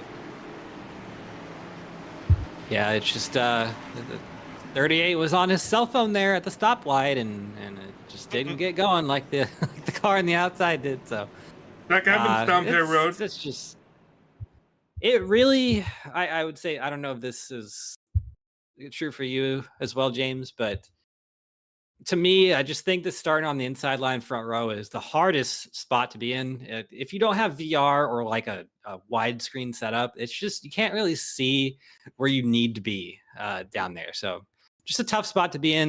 That could be what happened to Ryan Blanchard. I'm not sure. Maybe he was looking at his phone, or maybe just not paying attention, but definitely just, yeah, a tough spot to be in. And unfortunately for Barbieri and Dylan Thomas, they are going to get the worst end of that deal, while Blanchard gets to line up in P3 on the restart. Yeah, I honestly think restarting anywhere on the front row if you're not the control car is really difficult for the exact reason you said. You know, either way, you're not really truly aware of where you're at, and then you add into the stress of the restart zone and trying to make sure you maintain the speed and be able to jump when you see the lead car jumping. It's just too many moving parts all at once, and just being able to be the leader and have that split second advantage of being able to know when you're jumping, it's just a ridiculous advantage that it's just hard for anyone else to really kind of stay alongside and try to counter. I think we heard a cameo of Vic's girlfriend through their voice chat, and I'm a little bit confused on how we got to that point in the discourse of the race so far, but I'm not going to question it because Hey man, I just Bristol. hey man, I just work here. Yeah, it's Bristol. So we're brain rotten. It's like a 3 a.m. Le Mans broadcast at this moment, so we're probably going to be talking about cake and well, never mind. But anyway, restart is going once again. Brian Narducci on the loud pedal. He's now got Ryan Lutz to his inside. So that machine has gotten himself up to the lead group here. And Ryan Lutz has decided to well, do what he did in half number one and battle for that lead and be aggressive and do what he does best. So there he is in second place. Daniel Gore, he's in third place. He's doing pretty good right now. We heard him frustrated earlier about how he got a little bit roughed up by the car who's currently behind him, the 38 of Blanchard. But Daniel Gore has gotten himself up to the third position and really no harm, no foul for him. Look at D West on the comeback train, dragging Ty McIntosh with him. Up to P8, looking for P7, that number 9 car. So if we can get a little green flag run here, I think we're going to see that 9 start to chop through the field. That's where he was quick on the long run and definitely just was the quickest car at the end of that race. And just if we didn't get the caution, I think we probably might have had a different result, at least with the 9 car. It definitely would have been a different result. But we're on board with Ty McIntosh, and just right now, it looks like the outside line is the fastest line. I haven't seen a lot of people be able to make speed on the inside, but it will come in a little bit later in the race. It's just going to take a little bit more time as the track is cooler than it would if the track was hotter.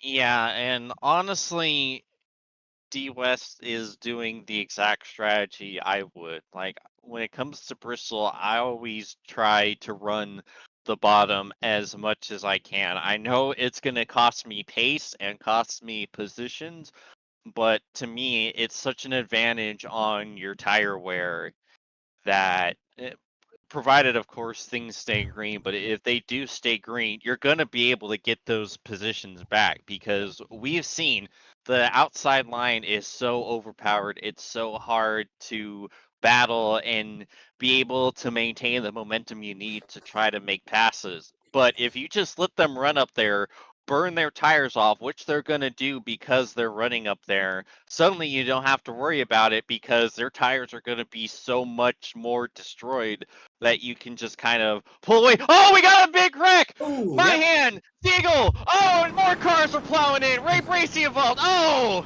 Garble, No! Brown. Ty McIntosh, Ty Noah Brown. McIntosh. Yep. That, I'm not sure what happened there. That started really quickly, and then it involved a lot of cars. So I'm hearing Yeah. the 5 is going after somebody on the radio. Yeah, it looked like he got turned up to me.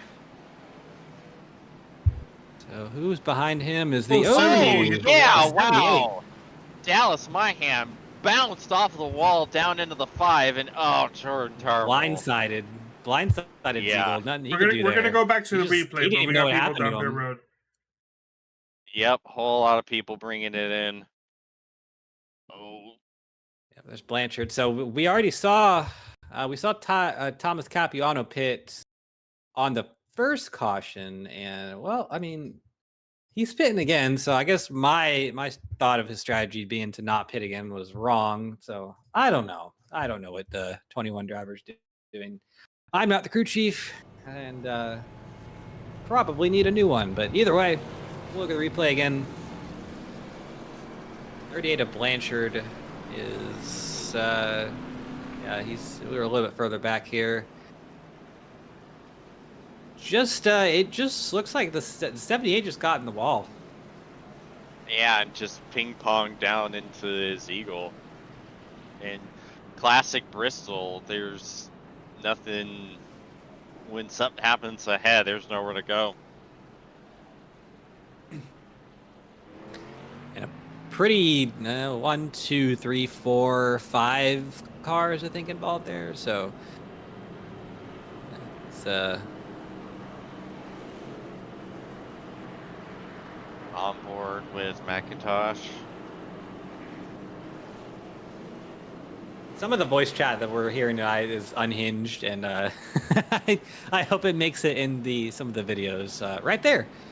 Quick shifts, a little plug on the C post of the number 7 machine. Unfortunately, we saw that logo while he was wrecking, but we did see the logo nonetheless. So yeah, we'll have to see if some of the very unhinged chat will make it in that video. But we have a different look at the front now. This is James Miller and Dylan Thomas at the front.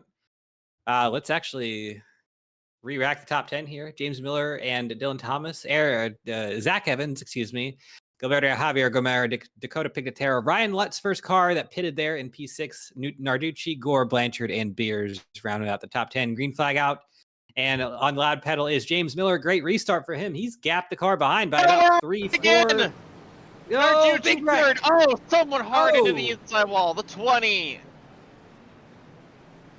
Yeah, we are. That was, I think, another restart. Something happened to the restart there, but that was just huge. And it started with,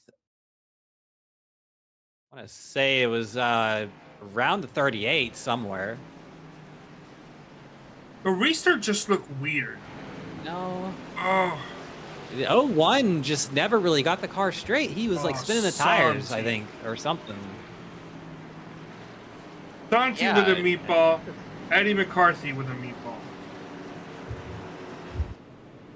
Brian Narducci with a meatball. Drivers.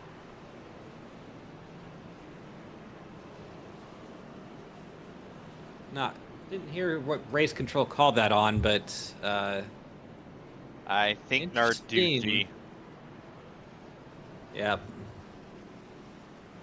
So, I mean, interesting. We've seen that a couple times tonight, James. It looks like a couple drivers have been a little bit susceptible to spinning the tires, and for the 01, it just looked like he never really got the car under him. And when you have 20 plus drivers behind you trying to restart, and your tires are just kind of not really going anywhere, that's pretty much always going to result in something like this. So.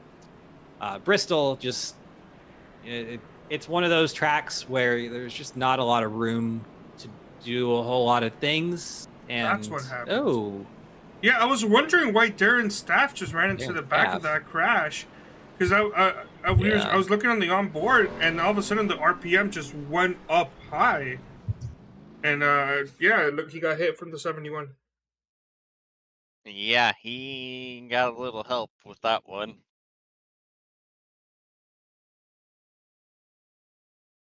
So interesting.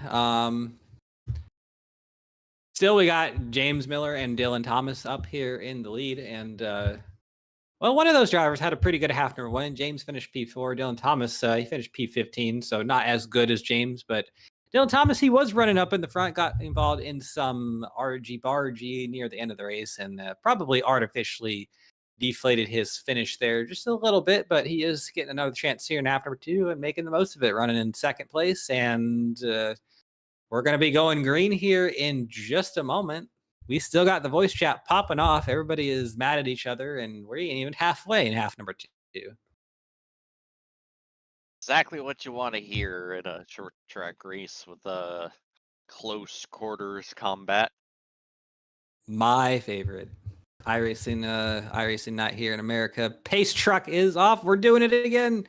James Miller is the control car. It's going to be him launching off on the inside line. He's about 3 car lengths in front of that number 6 of Zach Evans, and looking great here on the restart. First car on tires, I believe, is that number 36 of Lutz. He's currently P5. Looking 3 for wide. P4, We are 3 wide. More. Yep, there he goes, P3. We are all over the place with different tire strategies, fuel strategies here. Battle for second. Lutz on the inside of Thomas. I think that's going to be a pretty short battle. And coming with Lutz is the number 19 of Beers. I think both of those drivers probably going to get around Dylan Thomas pretty quickly, and then the fight for the lead's going to be on with that 09 of James Miller. And I think, yep, right there's Lutz on the inside of Miller. And not going to be too much fight there for the 09. He knows he has a little bit older tires. Just plant your car on the outside line and make them get around you right there.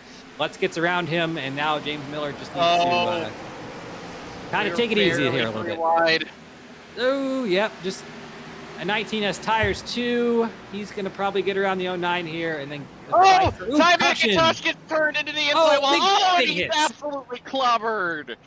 Yeah, oh, huge hits there. Oh, man.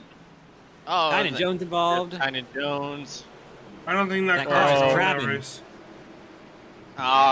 Look at that skew. That thing's going to be hooked up. It doesn't matter if it's skewed the wrong way. It's driving good.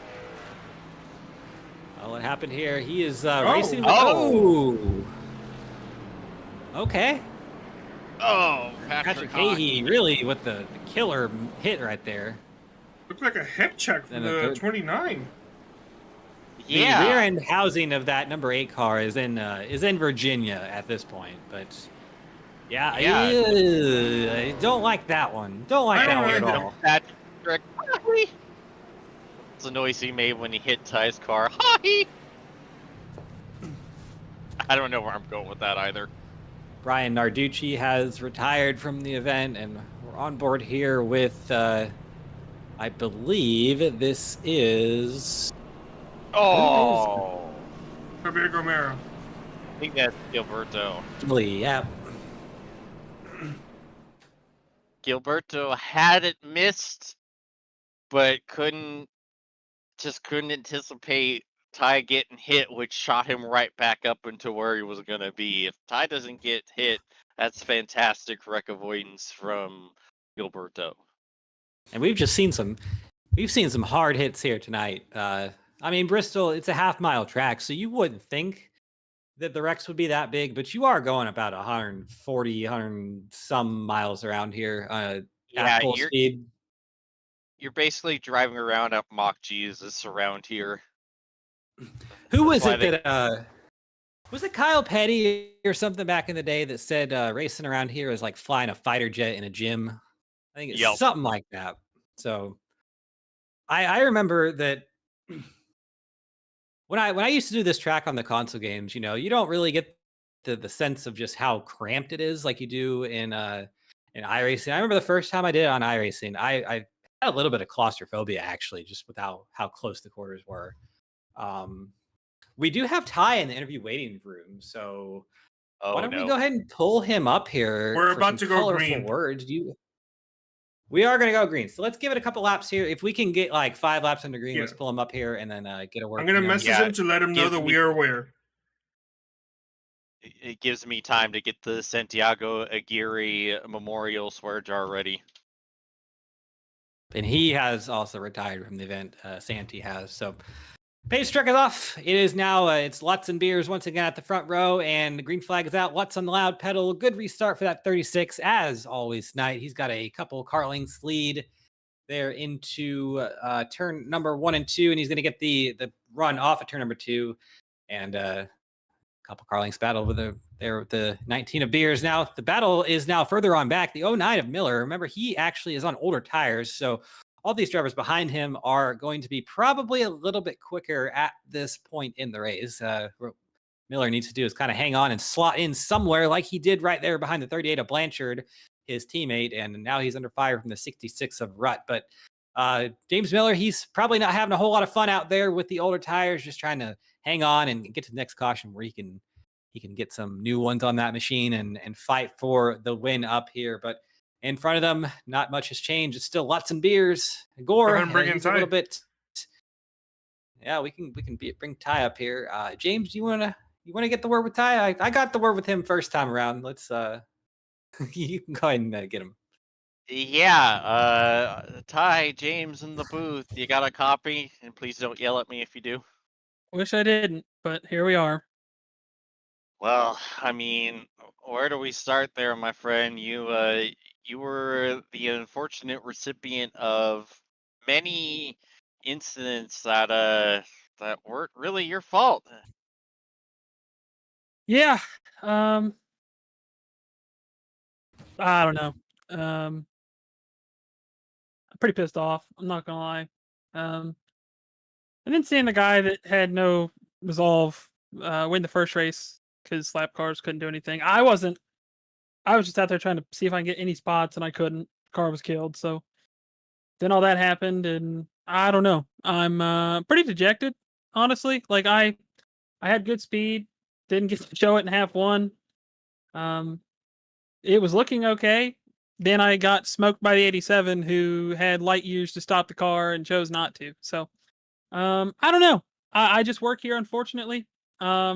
Really wish I was able to do something to get suspended because I don't even want to race next week after all this. So here we are. Yeah, it's just been a really rough week for you results wise. You If it wasn't for bad luck, you really wouldn't have any luck at all. Yeah, like last week was really good, and I had my head held up after Eldora, and um, there's not even a championship fight for me at this point. So here we are.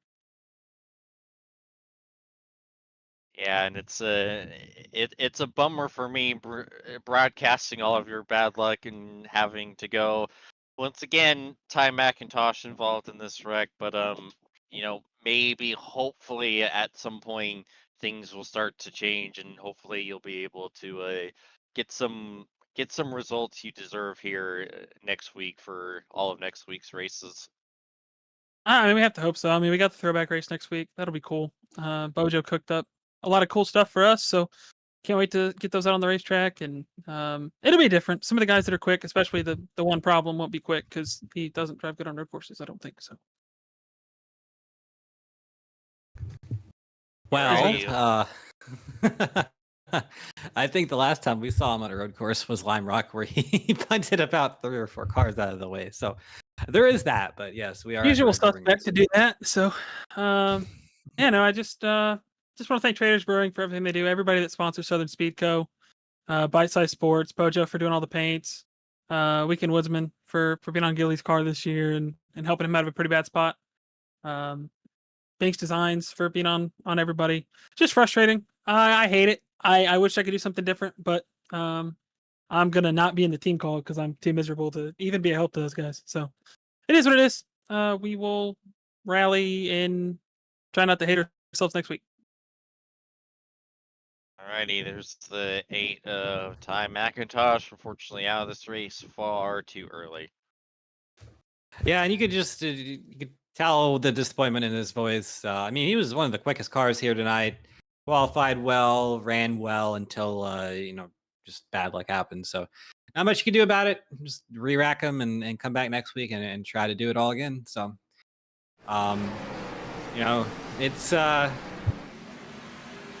they did this OSCA World Cup kind of championship. It does play itself to different drivers kind of having success at different types of tracks. And I think I definitely think that next week we're probably not going to see the top 2 drivers in the top 2 again. Lutz and Beers are not very accomplished road course racers. I think both of them would agree to that themselves. So, yeah, I mean, it's just it is ebbs and flows of the season, and Ty, he's just got to come back next week and get his road course game strong and go out there and see what he can do. So I've been there. It's a tough place to be. You hate it. Especially being out. You got 2 races here. You out early in both of them. It's a double whammy. But next week is 2 more. So he'll be back, and I also just not had a good racing this whole week as a whole. I don't think he's finished a single race. Unfortunately, it just hasn't been his week, and we've all been there. It sucks. Yep, yeah, I had a solid month of just getting curb stomped in the nether regions, race after race after race. So I know what's going on in Ty's head. It's so easy to get frustrated and feel like you want to just put your fist through the wall or something. Yep, and that's just the bad and the good of racing, and it really, the highs and the lows. The highs wouldn't be nearly what they were if you don't have the lows too. So you really just, as a race car driver, you have to really experience that a little bit to enjoy the success. And it sucks sometimes, but at the same time, it's kind of that whole like balance thing in life, like yin and yang. One can't exist without the other. So it's a rough stretch for Ty, but I know Ty he's a good driver. He'll get through it, and he'll be running back up the front here. So a little bit further on back, this is around position number 8. James Miller and Tristan Millette going at it currently. James Miller on those older tires. He was probably hoping for a caution here, a quick little yellow after the last one, but it has not transpired that way just yet. But doing a good job to hold on to that number 09, and it's just tell, he's up there on that outside line. The tires are not there anymore. He doesn't have a lot left in them, but doing a good job to do what he can do now. Battle for the lead has not gone away. It is still Lutz and Beers, about a quarter of a second between those two drivers, almost a carbon copy of half number one.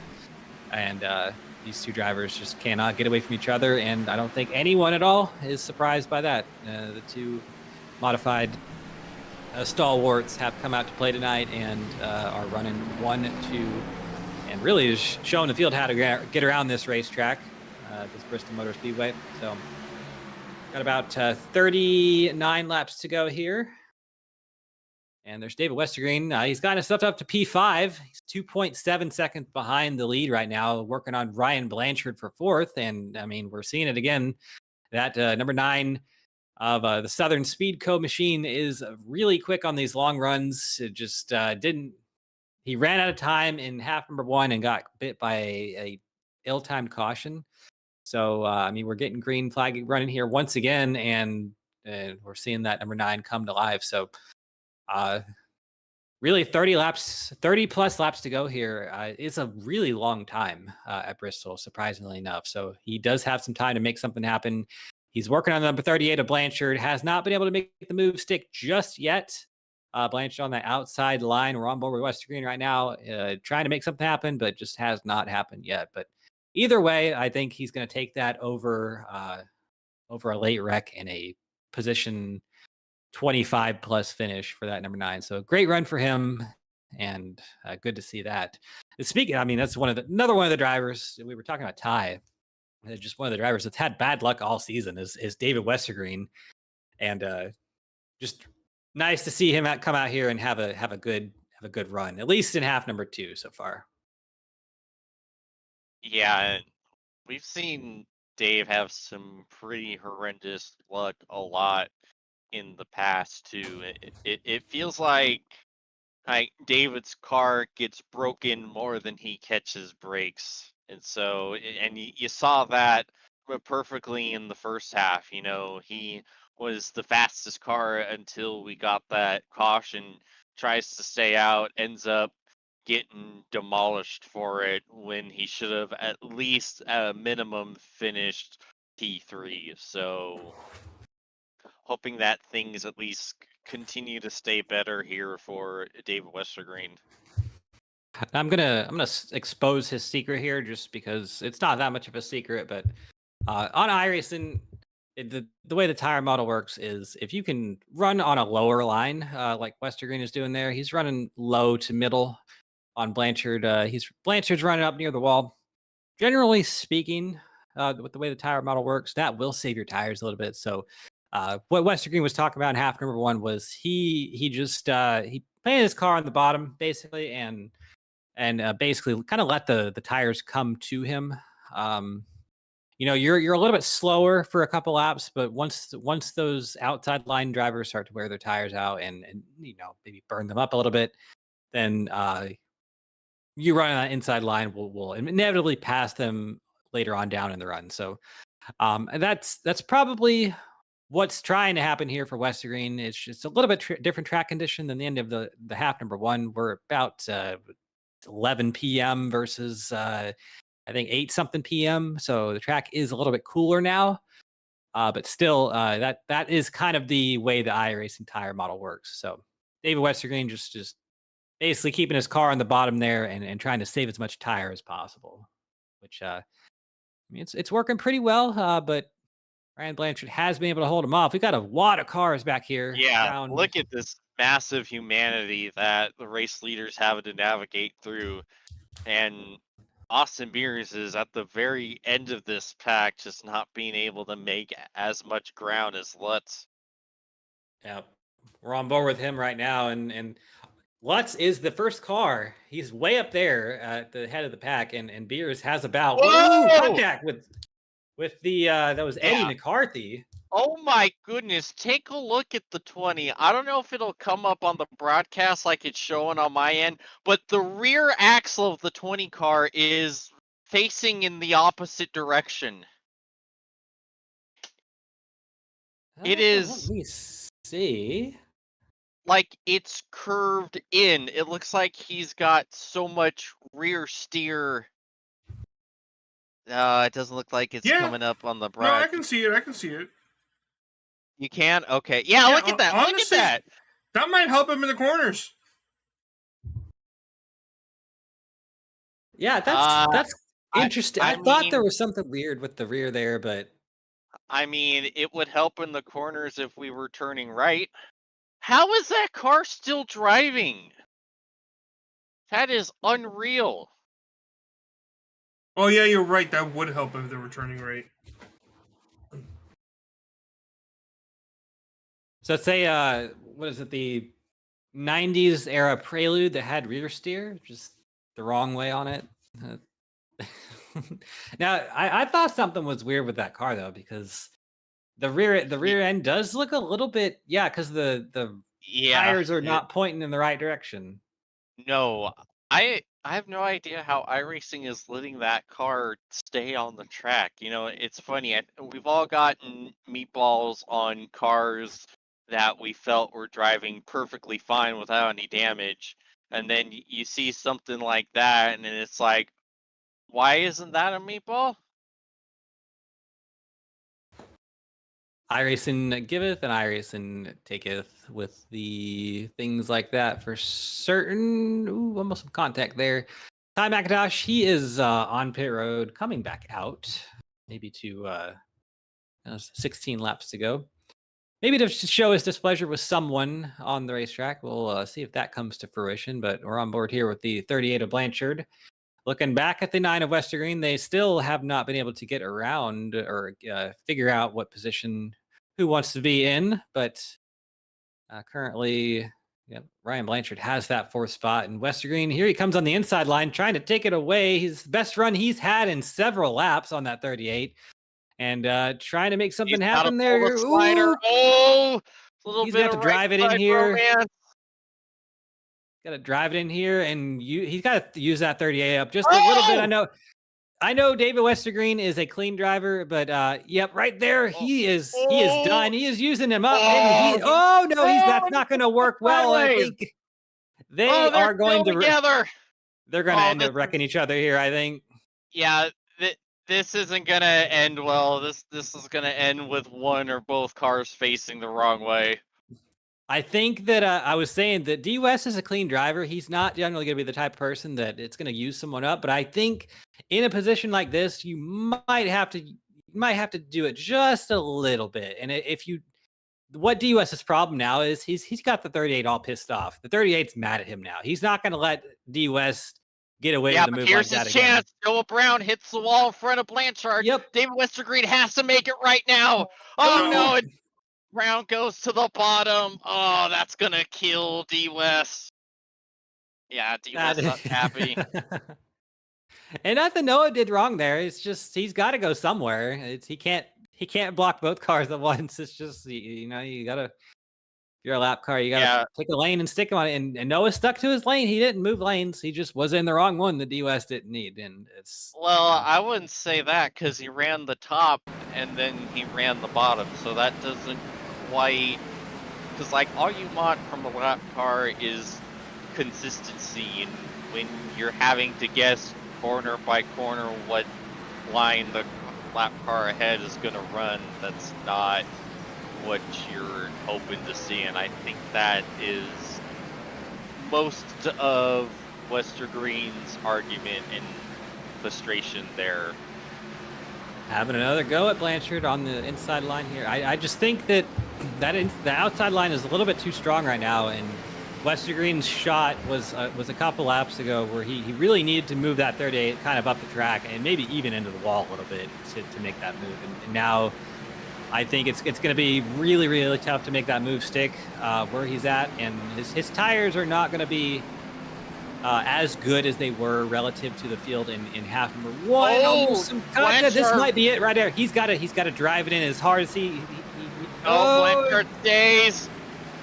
He keeps alongside. I'd be here. No, Blanchard is just he is being a tough competitor. He almost I think had he could have it done it cleared. there. He's got to slide up. Pull the slider. No, he stayed in the middle. You gotta drive that in deep. You gotta send it. Go full Come on, slide job like Dale West, Jr. West, take your own advice. That's it, and that's go it, out that's there it. And win it.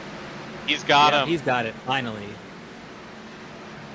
I think that was the best battle on the track right now. Lutz has a 2.5-second lead on Daniel Gore, who's actually got around Beers. Beers had an issue and lost a lot of time. I think he might have gotten the wall or something like that. Let me see if I can figure out what happened there. We are 2 laps to go. Coming to 1 to go. Ignore that.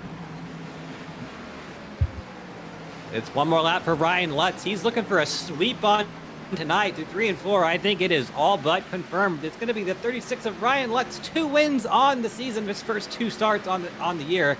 And there is Daniel Gore, P2, Austin Beers, P3, David Westergreen in P4, Ryan Blanchard, 5th, Thomas Barbieri, Bracy, Capuano, and Millette.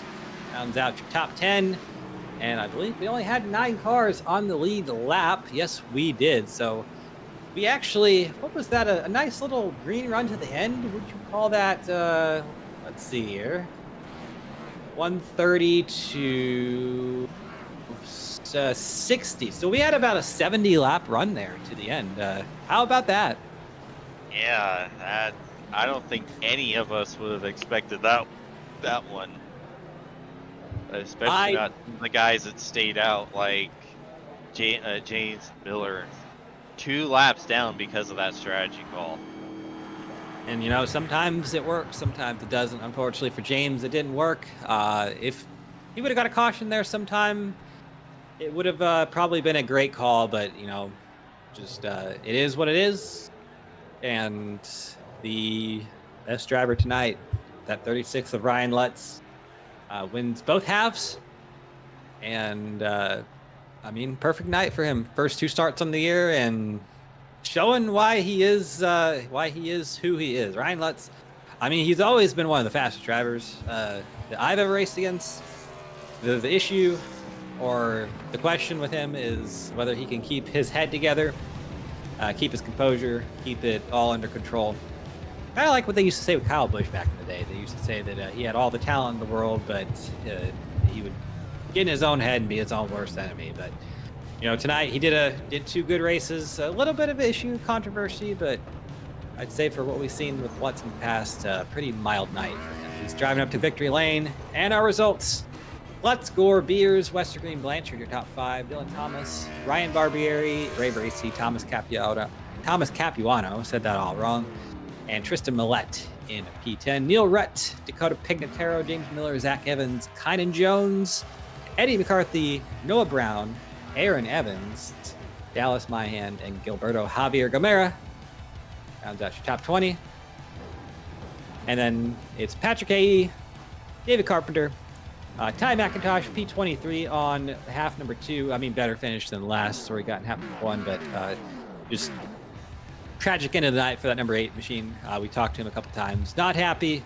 Probably really looking forward to next week to try to do it all over again.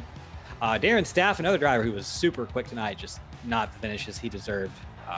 2 really bad finishes, 27th and 24th. So he'll be looking to rebound next week. Santiago Aguirre, Brian Narducci, Eric Ziegel, Jordan Tarble, Dustin Dewar, and Caden Tufts did not start the second half. So results for half number 2.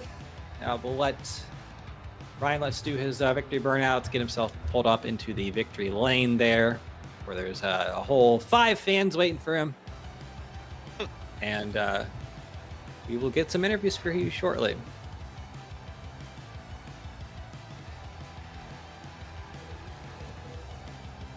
I think we can bring in 3rd place Austin Beers.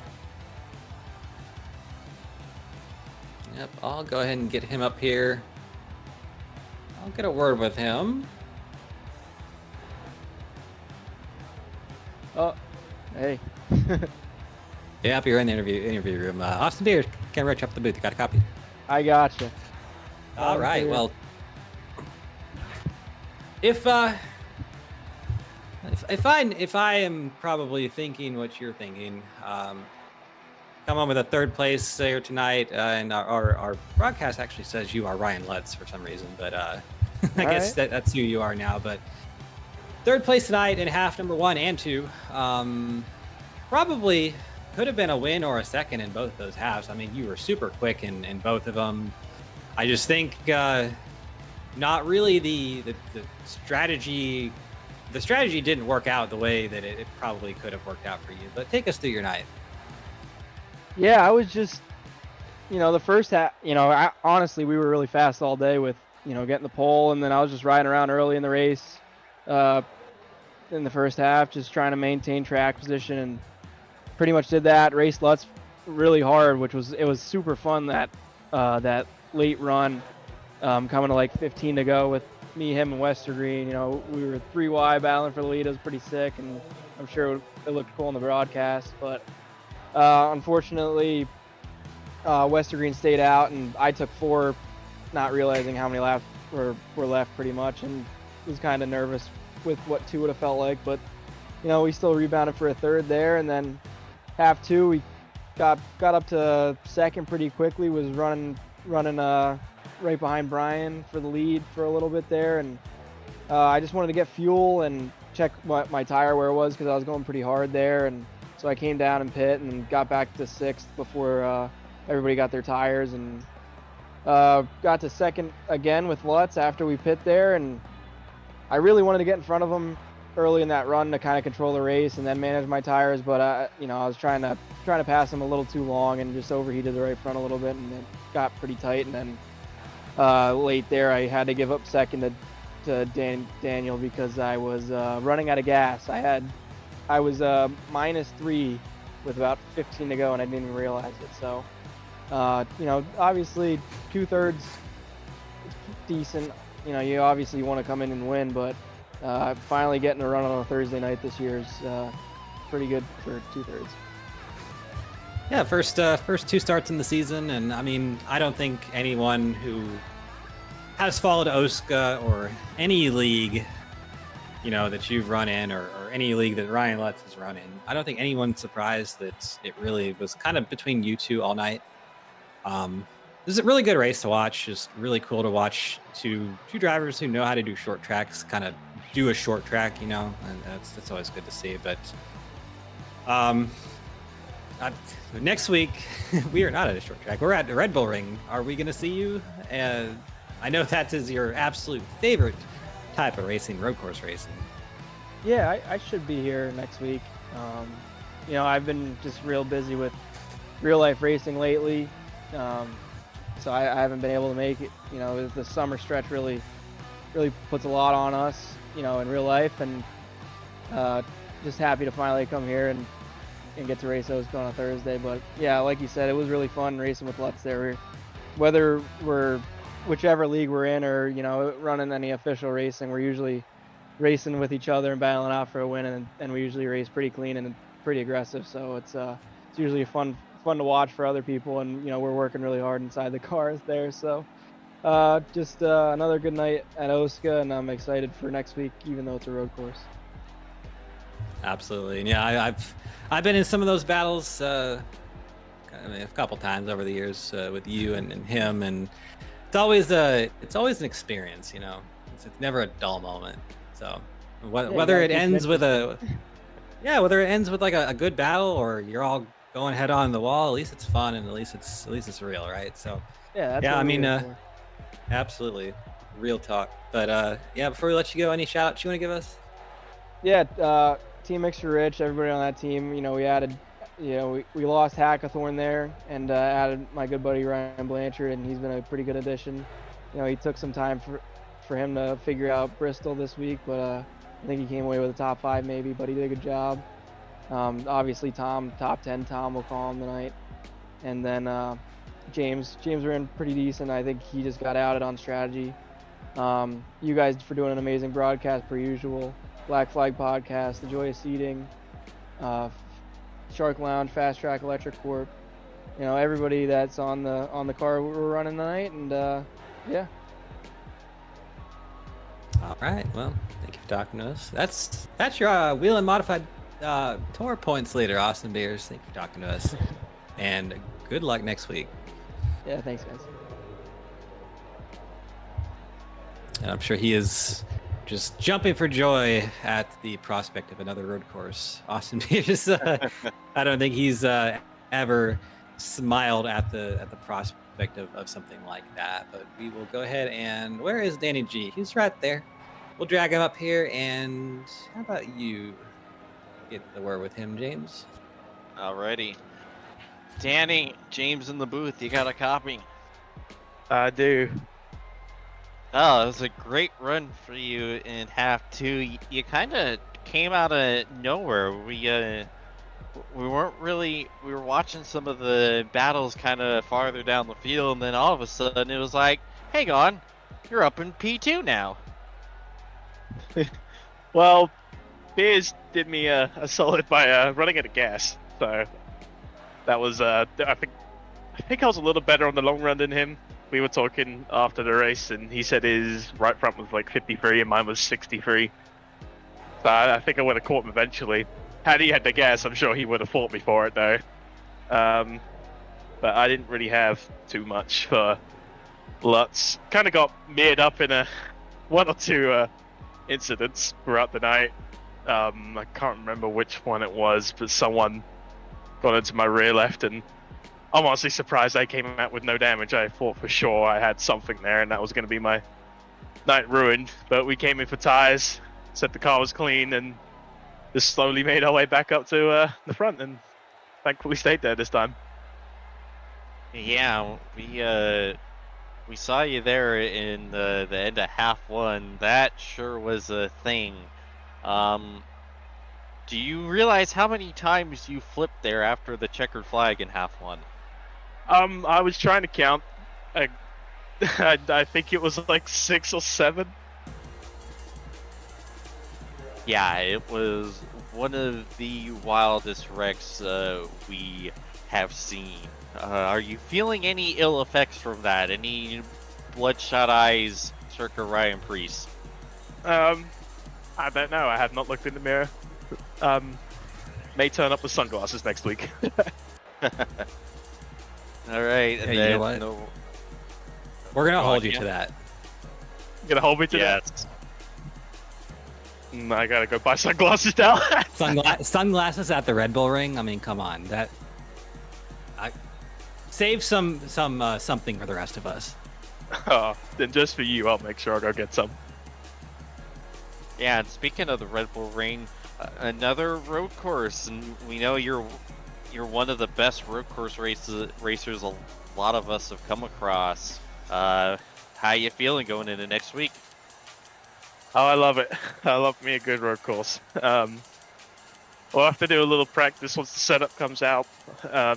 It's not the full layout, so I haven't actually raced this version of the Red Bull Ring, but it's only one corner that's different from the other version, so shouldn't be too hard to get it going.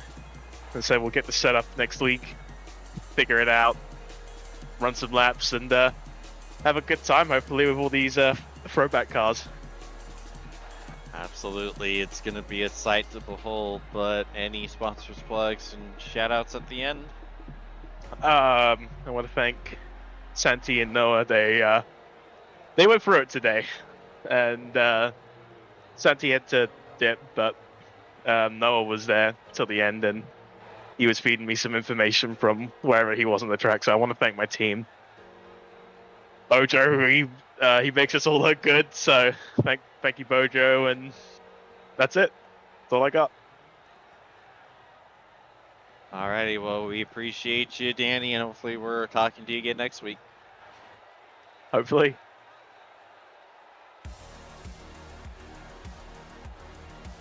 Alright, now back to Cam for our race winner. Yep, I got him right here. It sounded like you were about to say something or in the middle of saying something, but Ryan Letch, you got a copy? Yeah, I got you. Well, the biggest surprise of the century is a sweep for you at Bristol. And a Lutz Beers battle. It almost felt like watching a 2025 modified race, just not with modified cars. But take us through your half number 2 and yeah, how about that?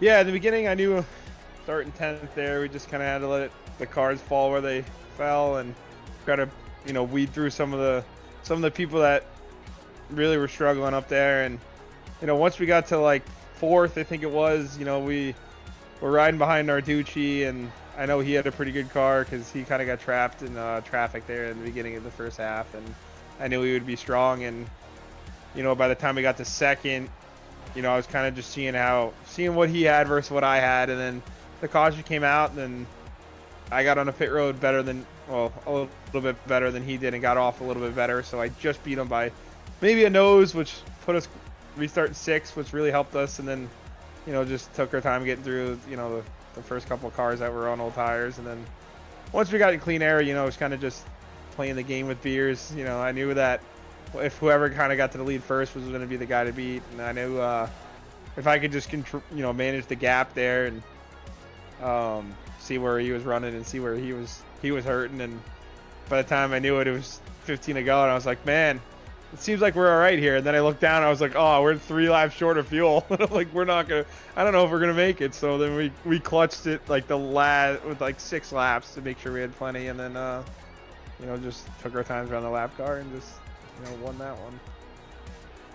It's interesting that you said you were short on fuel, because Beers said he was too. So I guess that's just, I mean, I heard it was like 80 to 80 something laps on fuel is around what I heard. So I guess what it was, a 70 lap green flag run y'all did. That was actually probably the most impressive thing of the night, I think. But yeah, it's funny. Anyway.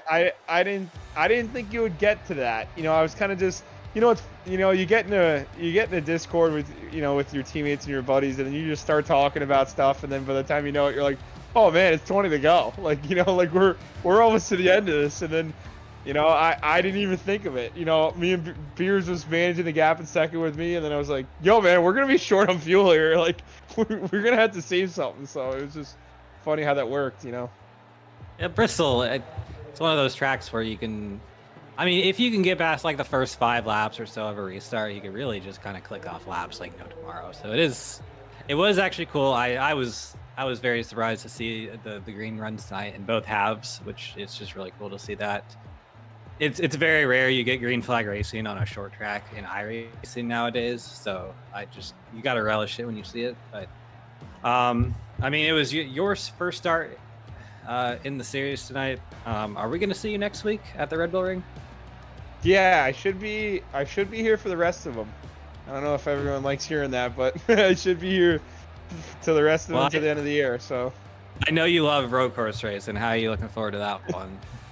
What's funny? I was just talking to them. I didn't even know that was a bought track. Never even heard of it. So I have never even seen that place. So I'm gonna do a couple test sessions and see how good we are, I guess. Well, I will say the Red Bull Ring, as far as like road courses go, and I think we're actually running the national version too, so it's even shorter than normal. But there's like 3 actual corners at that layout, so it's kind of like an oval easy with enough. a little wiggly do in it. Yes. Seems It'll easy be enough for me. It'll be a race, yeah, for sure. Yeah. It'll be a race, I think. I usually don't run bad at road courses, but they're not obviously short tracks are my my niche, but I don't know. We'll see how it goes. Yeah, we're in the overseas stretch of the season now, so it's Red Bull Ring, Monza, Motegi, and Suzuka. So that'll be a really interesting, fun part of the season, and cap that off with some Daytona. So awesome. Yeah, hell yeah. But before we let you go, any shout outs, plugs, things like that you want to give? Yeah, just you guys in the broadcast, like I said earlier, Cameron, James, and Carlos do a great job up here. Vic for putting up with everyone's nonsense. Everyone from Bobby Hanna Motorsports, everyone from the Discord. I always enjoy racing with Beers, whether it's watching my brother race with him on a Saturday night in Modified, or if it's me running against him on a Thursday in OSCA. He's a good friend of ours, and all the people here. They're all family. Like family. Lifelong friends. So just everyone there. Miss Goodies with Michael Goodman. It's been a while since we've been, winning league races again, but here we are, and just everyone that puts this whole deal together. It's a pretty cool deal, especially when you can have long runs like that on short track. Now, I do want to say this real quick just before I let you go. Watching the battle that y'all were doing in half number one, you, Austin, Westergreen, all that was really cool. And I was kind of just remembering back to a few seasons ago of the last time OSCA ran a Gen 6 car. I mean, the older version with 750 horsepower all the time. But I was just like, oh, that was fun back in the day. And I was kind of thinking, like, depending on how OSCA wants to go, I might have to pull a tie and go, like, do another season at some point, because I don't know. I remember, like, racing you in Austin, and it was always, like, really cool because we were always usually kind of around each other. We need to get you back out there at Richmond, man. You're nasty there. Yeah. That was the one place I'm like, man. Yeah, I've walked on the track so much that I guess I just have all the sticky shit on the bottom of my shoes or whatever. But yeah, Richmond it is my home track, so I would have to be there. I know, we're all donating at the end of the race. There's another $1 in the Santiago Guerri Memorial swear jar. Yeah, but yes, I mean, my brother won there last week, last Thursday at the Tour mod, so that's why I wasn't here. So Richmond was good to us in real life too.